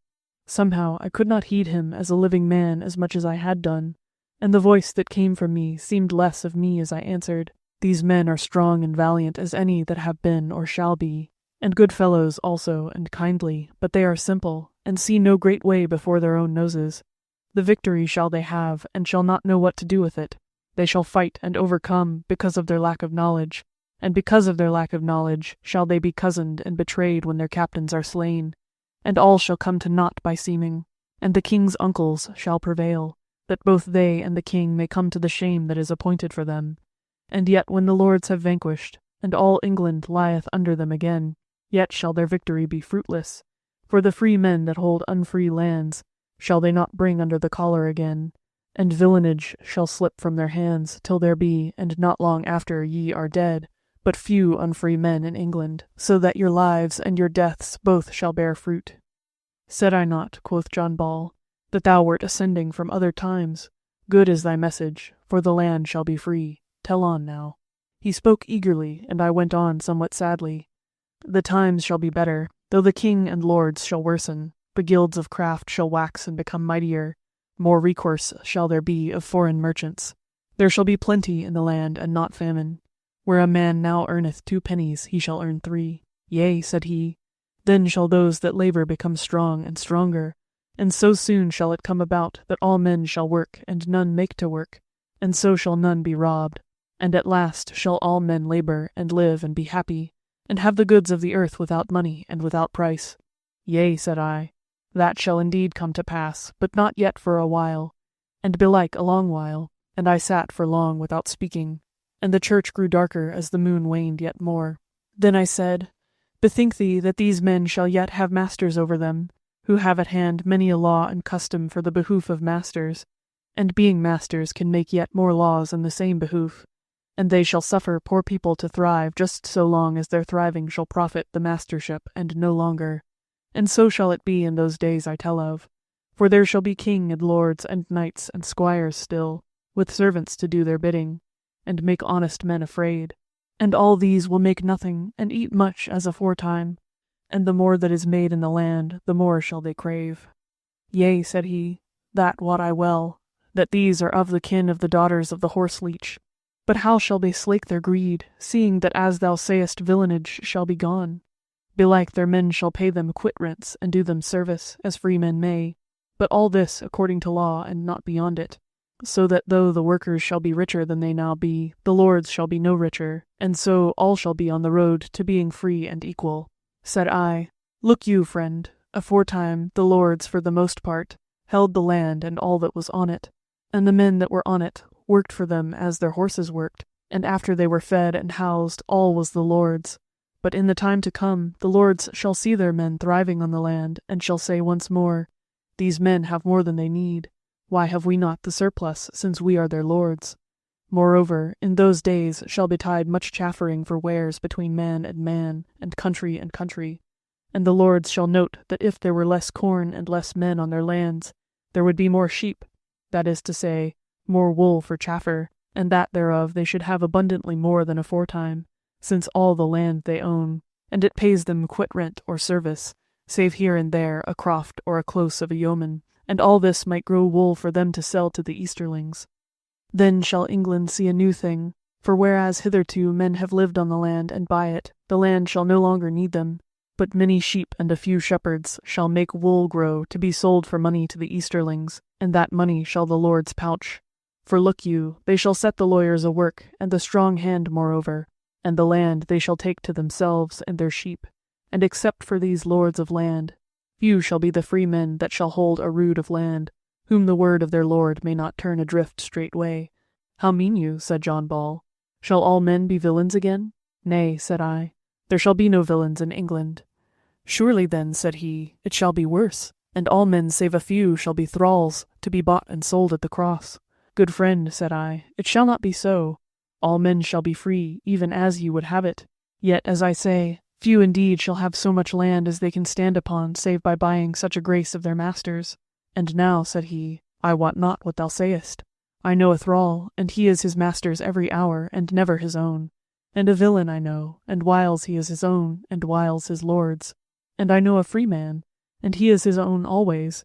But how shall he be his own, if he have not whereby to make his livelihood? Or shall he be a thief, and take from others? Then is he an outlaw. Wonderful is this thou tellest of a free man with not whereby to live. Yet so it shall be, said I. And by such free men shall all wares be made. Nay, that cannot be. Thou art talking riddles, said he. For how shall a woodwright make a chest without the wood and the tools? Said I. He must needs buy leave to labour of them that own all things except himself, and such as himself. Yea, but wherewith shall he buy it? Said John Ball. What hath he except himself? With himself then shall he buy it, quoth I. With his body, and the power of labour that lieth therein. With the price of his labour shall he buy leave to labour. Riddles again, said he. How can he sell his labour for aught else but his daily bread? He must win by his labour meat and drink and clothing and housing. Can he sell his labour twice over? Not so, said I, but this shall he do belike. He shall sell himself, that is, the labour that is in him, to the master that suffers him to work, and that master shall give to him from out of the wares he maketh, enough to keep him alive, and to beget children and nourish them till they be old enough to be sold like himself, and the residue shall the rich man keep to himself. John Ball laughed aloud and said, Well, I perceive we are not yet out of the land of riddles. The man may well do what thou sayest and live, but he may not do it and live a free man. Thou sayest sooth, said I. Chapter 11. Hard it is for the old world to see the new. He held his peace awhile, and then he said, But no man selleth himself and his children into thraldom uncompelled, nor is any fool so great a fool as willingly to take the name of freeman and the life of a thrall as payment for the very life of a freeman. Now would I ask thee somewhat else, and I am the readier to do so, since I perceive that thou art a wondrous seer. For surely no man could of his own wit have imagined a tale of such follies as thou hast told me. Now, well I wot, that men having once shaken themselves clear of the burden of villanage, as thou sayest we shall do, and I bless thee for the word, shall never bow down to this worser tyranny without sore strife in the world. And surely, so sore shall it be, before our valiant sons give way, that maids and little lads shall take the sword and the spear, and in many a field men's blood and not water shall turn the grist-mills of England. But when all this is over, and the tyranny is established, because there are but few men in the land after the great war, how shall it be with you then? Will there not be many soldiers and sergeants and few workers? Surely in every parish ye shall have the constables to see that the men work, and they shall be saying every day, Such an one hast thou yet sold thyself for this day or this week or this year? Go to now, and get thy bargain done, or it shall be the worse for thee. And wheresoever work is going on, there shall be constables again, and those that labour shall labour under the whip, like the Hebrews in the land of Egypt. And every man that may will steal as a dog snatches at a bone, and there again shall ye need more soldiers and more constables, till the land is eaten up by them, nor shall the lords and the masters even be able to bear the burden of it, nor will their gains be so great, since that which each man may do in a day is not right great when all is said. Friend, said I, from thine own valiancy and high heart thou speakest, when thou sayest that they who fall under this tyranny shall fight to the death against it. Wars indeed there shall be in the world, great and grievous, and yet few on this score. Rather shall men fight as they have been fighting in France at the bidding of some lord of the manor, or some king, or at last at the bidding of some usurer and forestaller of the market. Valiant men, forsooth, shall arise in the beginning of these evil times, but though they shall die as ye shall, yet shall not their deaths be fruitful as yours shall be, because ye, forsooth, are fighting against villanage, which is waning, but they shall fight against usury, which is waxing. And moreover, I have been telling thee how it shall be when the measure of the time is full, and we, looking at these things from afar, can see them as they are indeed. But they who live at the beginning of those times and amidst them shall not know what is doing around them. They shall indeed feel the plague, and yet not know the remedy. By little and by little they shall fall from their better livelihood, and weak and helpless shall they grow, and have no might to withstand the evil of this tyranny. And then again, when the times mend somewhat, and they have but a little more ease, then shall it be to them like the kingdom of heaven, and they shall have no will to withstand any tyranny, but shall think themselves happy that they be pinched somewhat less. Also, whereas thou sayest that there shall be forever constables and sergeants going to and fro to drive men to work, and that they will not work save under the lash, thou art wrong, and it shall not be so. For there shall ever be more workers than the masters may set to work, so that men shall strive eagerly for leave to work. And when one says, I will sell my hours at such and such a price, then another will say, and I for so much less, so that never shall the lords lack slaves willing to work, but often the slaves shall lack lords to buy them. Thou tellest marvels indeed, said he. But how then, if all the churls work not? Shall there not be famine and lack of wares? Famine enough, said I, yet not from lack of wares. It shall be clean contrary. What wilt thou say when I tell thee that in the latter days there shall be such traffic and such speedy travel across the seas, that most wares shall be good cheap, and bread of all things the cheapest? Quoth he, I should say that then there would be better livelihood for men, for in times of plenty it is well. For then men eat that which their own hands have harvested, and need not to spend of their substance in buying of others. Truly it is well for honest men, but not so well for forestallers and regraders.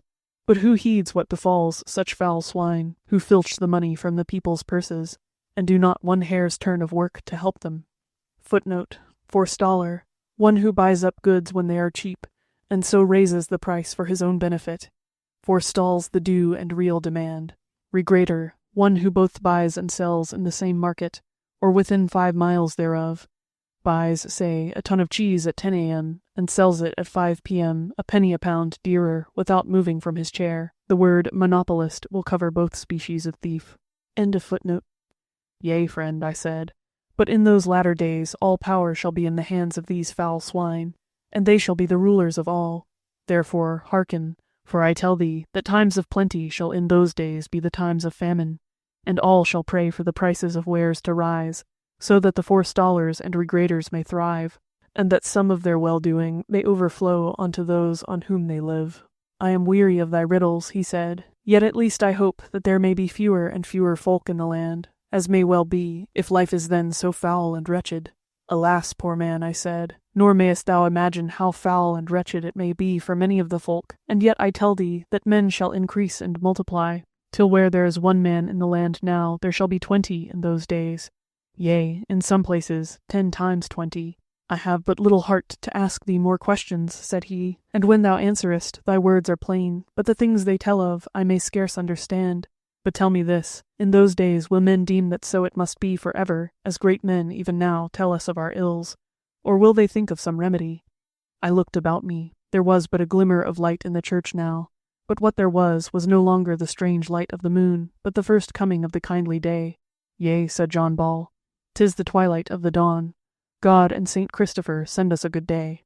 John Ball, said I have told thee that thy death will bring about that which thy life has striven for. Thinkest thou that the thing which thou strivest for is worth the labor? Or dost thou believe in the tale I have told thee of the days to come?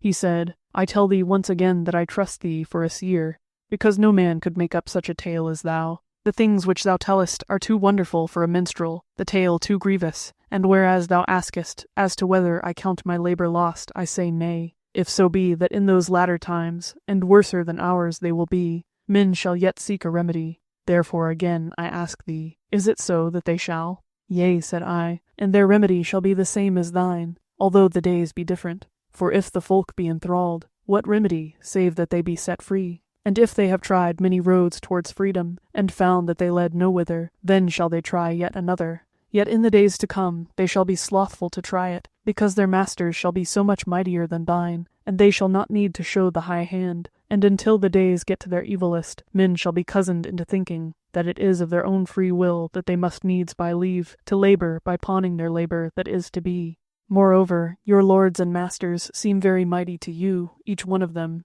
and so they are, but they are few, and the masters of the days to come shall not each one of them seem very mighty to the men of those days, but they shall be very many, and they shall be of one intent in these matters without knowing it, like as one sees the oars of a galley when the rowers are hidden, that rise and fall, as it were, with one will. And yet, he said, shall it not be the same with those that these men devour? Shall not they also have one will? Friend, I said, they shall have the will to live, as the wretchedest thing living has. Therefore shall they sell themselves that they may live, as I told thee, and their hard need shall be their lord's easy livelihood, and because of it he shall sleep without fear, since their need compelleth them not to loiter by the way, to lament with friend or brother that they are pinched in their servitude, or to devise means for ending it. And yet indeed thou sayest it, they also shall have one will if they but knew it, but for a long while they shall have but a glimmer of knowledge of it. Yet doubt it not that in the end they shall come to know it clearly, and then shall they bring about the remedy. And in those days shall it be seen that thou hast not wrought for nothing, because thou hast seen beforehand what the remedy should be, even as those of later days have seen it. We both sat silent a little while. The twilight was gaining on the night, though slowly. I looked at the poppy which I still held in my hand, and bethought me of Will Green, and said, Lo, how the light is spreading! Now must I get me back to Will Green's house as I promised. Go then, said he, if thou wilt. Yet meseems before long he shall come to us, and then mayest thou sleep among the trees on the green grass, till the sun is high, for the host shall not be on foot very early. And sweet it is to sleep in shadow by the sun in the full morning, when one has been awake and troubled through the night-tide. Yet I will go now, said I. I bid thee good night, or rather good morrow. Therewith I half rose up, but as I did so, the will to depart left me, as though I had never had it, and I sat down again, and heard the voice of John Ball, at first as one speaking from far away, but little by little, growing nearer and more familiar to me, and as if once more it were coming from the man himself, whom I had got to know. Chapter 12. Ill would change be at whiles, were it not for the change beyond the change. He said, Many strange things hast thou told me that I could not understand.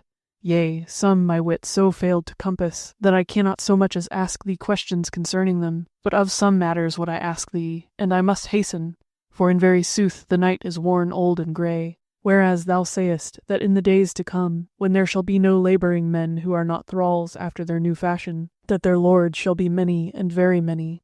It seemeth to me that these same lords, if they be many, shall hardly be rich, or but very few of them, since they must verily feed and clothe and house their thralls, so that that which they take from them, since it will have to be dealt out amongst many, will not be enough to make many rich, since out of one man ye may get but one man's work, and pinch him never so sorely, still as aforesaid, ye may not pinch him so sorely as not to feed him. Therefore, though the eyes of my mind may see a few lords and many slaves, yet can they not see many lords as well as many slaves. And if the slaves be many and the lords few, then some day shall the slaves make an end of that mastery by the force of their bodies. How then shall thy mastership of the latter days endure? John Ball, said I, mastership hath many shifts whereby it striveth to keep itself alive in the world, and now hear a marvel, whereas thou sayest these 2 times that out of one man ye may get but one man's work. In days to come, one man shall do the work of 100 men, yea, of 1,000 or more. And this is the shift of mastership that shall make many masters and many rich men. John Ball laughed. Great is my harvest of riddles tonight, said he.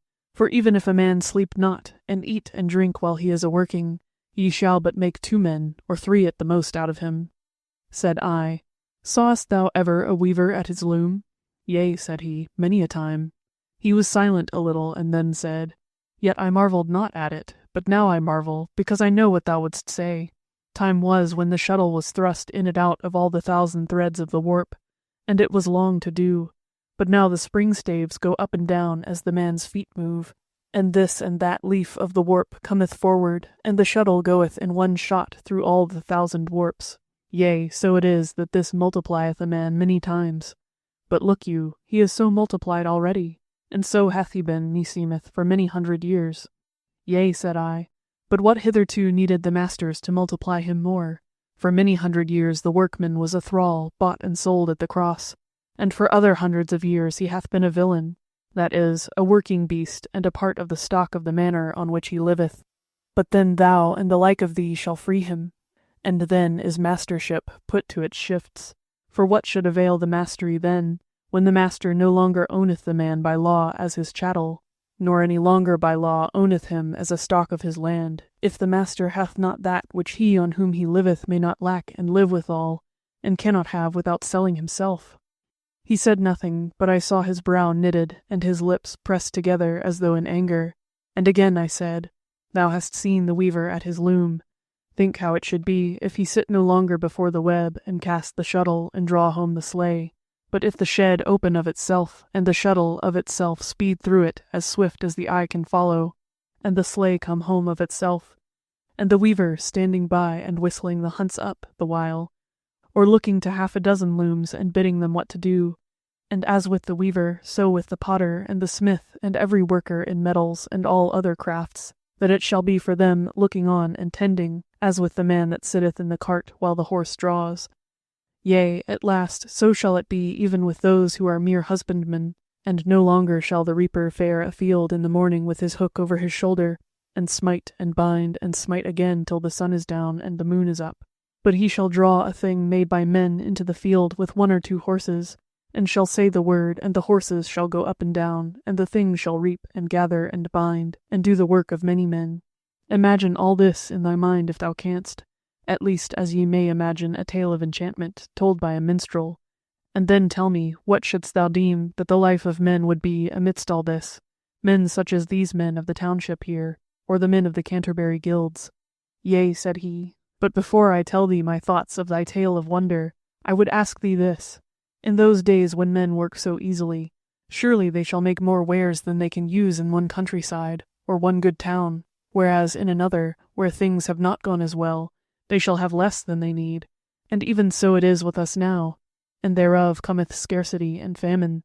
And if people may not come at each other's goods, it availeth the whole land little that one countryside hath more than enough, while another hath less. For the good shall abide there in the storehouses of the rich place till they perish.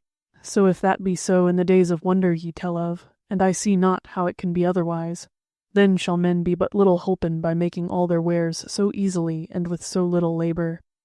I smiled again and said, Yea, but it shall not be so.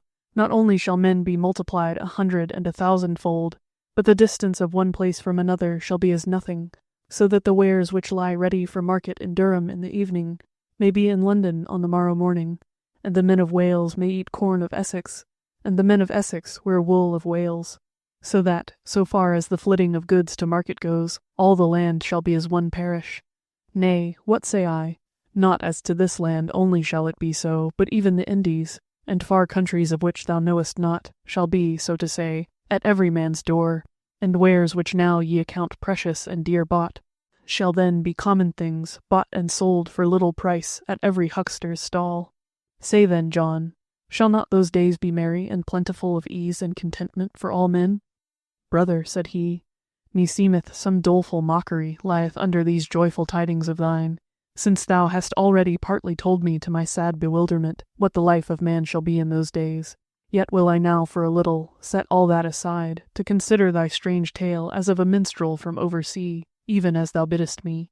Therefore I say that if men still abide men as I have known them, and unless these folk of England change as the land changeth, And forsooth of the men, for good and for evil, I can think no other than I think now, or behold them other than I have known them and loved them. I say, if the men be still men, what will happen except that there should be all plenty in the land, and not one poor man therein, unless of his own free will he choose to lack and be poor, as a man in religion or such like? For there would then be such abundance of all good things, that as greedy as the lords might be, there would be enough to satisfy their greed, and yet leave good living for all who labored with their hands, so that these should labor far less than now, and they would have time to learn knowledge, so that there should be no learned or unlearned, for all should be learned. And they would have time also to learn how to order the matters of the parish and the hundred, and of the parliament of the realm, so that the king should take no more than his own, and to order the rule of the realm, so that all men, rich and unrich, should have part therein. And so by undoing of evil laws and making of good ones, that fashion would come to an end whereof thou speakest, that rich men make laws for their own behoof, for they should no longer be able to do thus when all had part in making the laws, whereby it would soon come about that there would be no men rich and tyrannous, but all should have enough and to spare of the increase of the earth and the work of their own hands. Yea, surely, brother, if ever it cometh about that men shall be able to make things, and not men work for their superfluities, and that the length of travel from one place to another be made of no account, and all the world be a market for all the world, then all shall live in health and wealth, and envy and grudging shall perish. For then shall we have conquered the earth, and it shall be enough, and then shall the kingdom of heaven be come down to the earth in very deed. Why lookest thou so sad and sorry? What sayest thou? I said, hast thou forgotten already what I told thee, that in those latter days a man who hath not save his own body, and such men shall be far the most of men, must needs pawn his labour for leave to labour? Can such a man be wealthy? Hast thou not called him a thrall? Yea, he said. But how could I deem that such things could be, when those days should be come wherein men could make things work for them? Poor man, said I, learn that in those very days when it shall be with the making of things as with the carter in the cart, that there he sitteth, and shaketh the reins, and the horse draweth, and the cart goeth. In those days, I tell thee, many men shall be as poor and wretched always, year by year, as they are with thee when there is famine in the land. Nor shall any have plenty and surety of livelihood, save those that shall sit by and look on while others labor. And these, I tell thee, shall be a many, so that they shall see to the making of all laws, and in their hand shall be all power.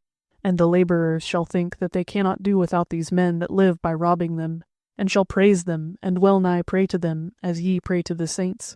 And the best worshipped man in the land shall be he who by forestalling and regrading hath gotten to him the most money. Yea, said he, and shall they who see themselves robbed worship the robber? Then indeed shall men be changed from what they are now, and they shall be sluggards, dolts, and cowards beyond all the earth hath yet borne. Such are not the men I have known in my life days, and that now I love in my death. Nay, I said, but the robbery shall they not see, for have I not told thee that they shall hold themselves to be free men? And for why? I will tell thee. But first tell me how it fares with men now. May the labouring man become a lord? He said, the thing hath been seen, that churls have risen from the dortoir of the monastery to the abbot's chair and the bishop's throne, yet not often, and whiles hath a bold sergeant become a wise captain, and they have made him squire and knight, and yet but very seldom.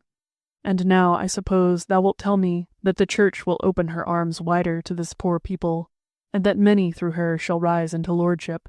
But what availeth that? Naught were it to me if the abbot of St. Albans with his golden mitre, sitting guarded by his knights and sergeants, or the prior of Merton with his hawks and his hounds, had once been poor men, if they were now tyrants of poor men. Nor would it better the matter if there were 10 times as many houses of religion in the land as now are, and each with a churl's son for abbot or prior over it. I smiled and said, comfort thyself, for in those days shall there be neither abbey nor priory in the land, nor monks nor friars, nor any religious. He started as I spoke. But thou hast told me that hardly in these days may a poor man rise to be a lord. Now I tell thee that in the days to come, poor men shall be able to become lords and masters and do-nothings, and oft will it be seen that they shall do so.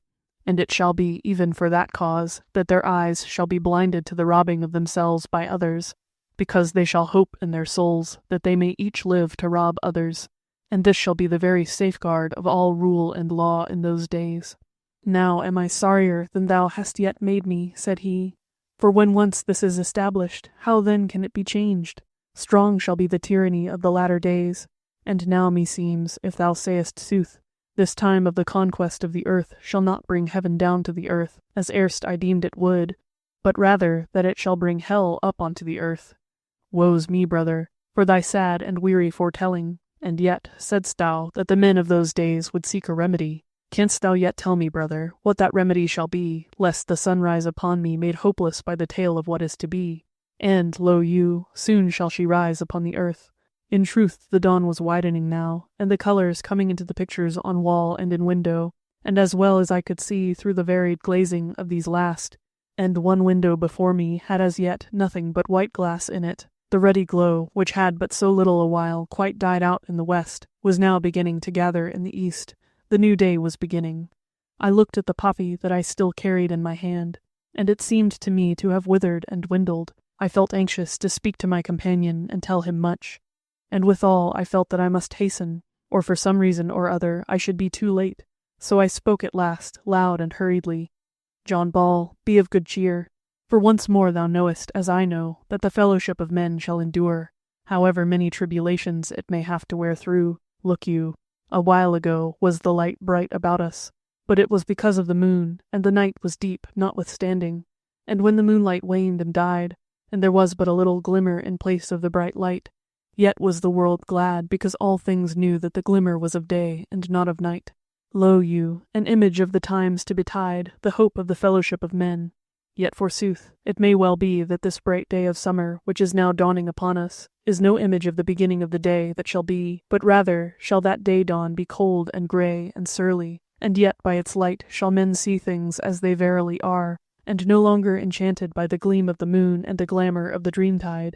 By such grey light shall wise men and valiant souls see the remedy, and deal with it, a real thing that may be touched and handled, and no glory of the heavens to be worshipped from afar off. And what shall it be, as I told thee before, save that men shall be determined to be free, yea, free as thou wouldst have them, when thine hope rises the highest, and thou art thinking not of the king's uncles, and pole-groat bailiffs, and the villanage of Essex, but of the end of all, when men shall have the fruits of the earth, and the fruits of their toil thereon, without money and without price.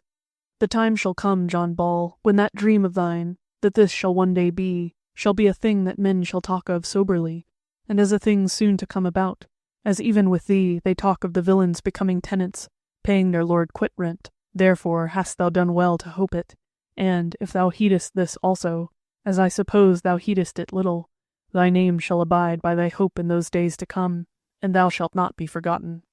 I heard his voice come out of the twilight, scarcely seeing him, though now the light was growing fast, as he said, Brother, thou givest me heart again.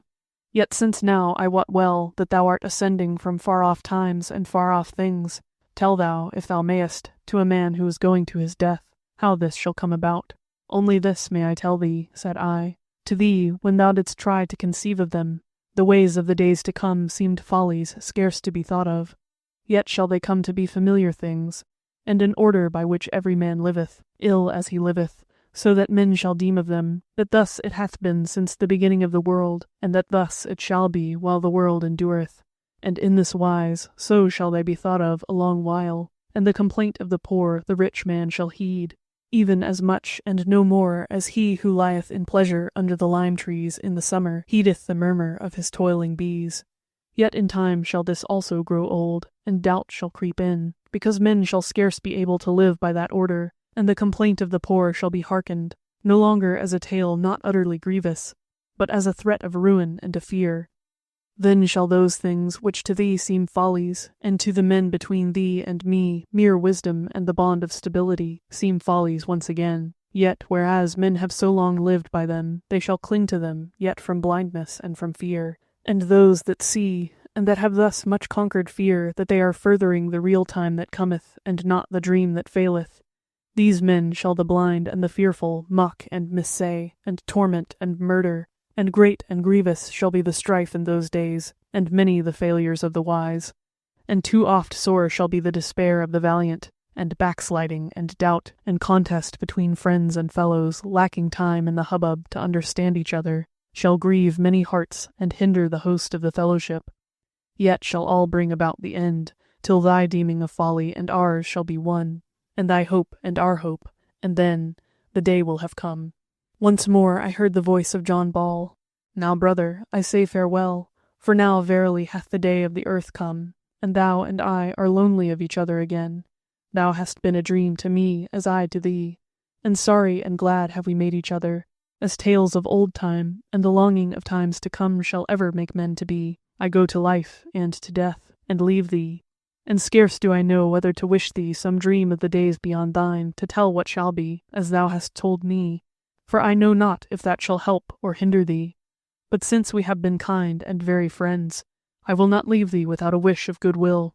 So at least I wish thee what thou thyself wishest for thyself, and that is hopeful strife and blameless peace, which is to say, in one word, life. Farewell, friend. For some little time, although I had known that the daylight was growing and what was around me, I had scarce seen the things I had before noted so keenly. But now in a flash I saw all, the east crimson with sunrise through the white window on my right hand, the richly carved stalls and gilded screenwork, the pictures on the walls, the loveliness of the faultless color of the mosaic window lights, the altar and the red light over it, looking strange in the daylight, and the biers with the hidden dead men upon them that lay before the high altar. A great pain filled my heart at the sight of all that beauty, and withal I heard quick steps coming up the paved church path to the porch, and the loud whistle of a sweet old tune therewith. Then the footsteps stopped at the door. I heard the latch rattle, and knew that Will Green's hand was on the ring of it. Then I strove to rise up, but fell back again. A white light, empty of all sights, broke upon me for a moment, and lo, I behold, I was lying in my familiar bed, the southwesterly gale rattling the Venetian blinds and making their holdfasts squeak. I got up presently, and going to the window, looked out on the winter morning. The river was before me, broad between outer bank and bank, but it was nearly dead ebb, and there was a wide space of mud on each side of the hurrying stream, driven on the faster, as it seemed, by the push of the southwest wind. On the other side of the water, the few willow trees left us by the Thames Conservancy looked doubtfully alive against the bleak sky and the row of wretched-looking blue-slated houses, although, by the way, the latter were the backs of a sort of street of villas and not a slum. The road in front of the house was sooty and muddy at once, and in the air was that sense of dirty discomfort which one is never quit of in London. The morning was harsh, too, and though the wind was from the southwest, it was as cold as a north wind, and yet amidst it all I thought of the corner of the next bight of the river, which I could not quite see from where I was, but over which one can see clear of houses and into Richmond Park, looking like the open country, and dirty as the river was, and harsh as was the January wind. They seemed to woo me toward the countryside, where away from the miseries of the great Wen I might of my own will carry on a daydream of the friends I had made in the dream of the night, and against my will. But as I turned away, shivering and downhearted, on a sudden came the frightful noise of the hooters, one after the other, that call the workmen to the factories, this one, the after-breakfast one, more by token. So I grinned surlily, and dressed and got ready for my day's work, as I call it, but which many a man besides John Ruskin, though not many in his position, would call play. End of A Dream of John Ball by William Morris.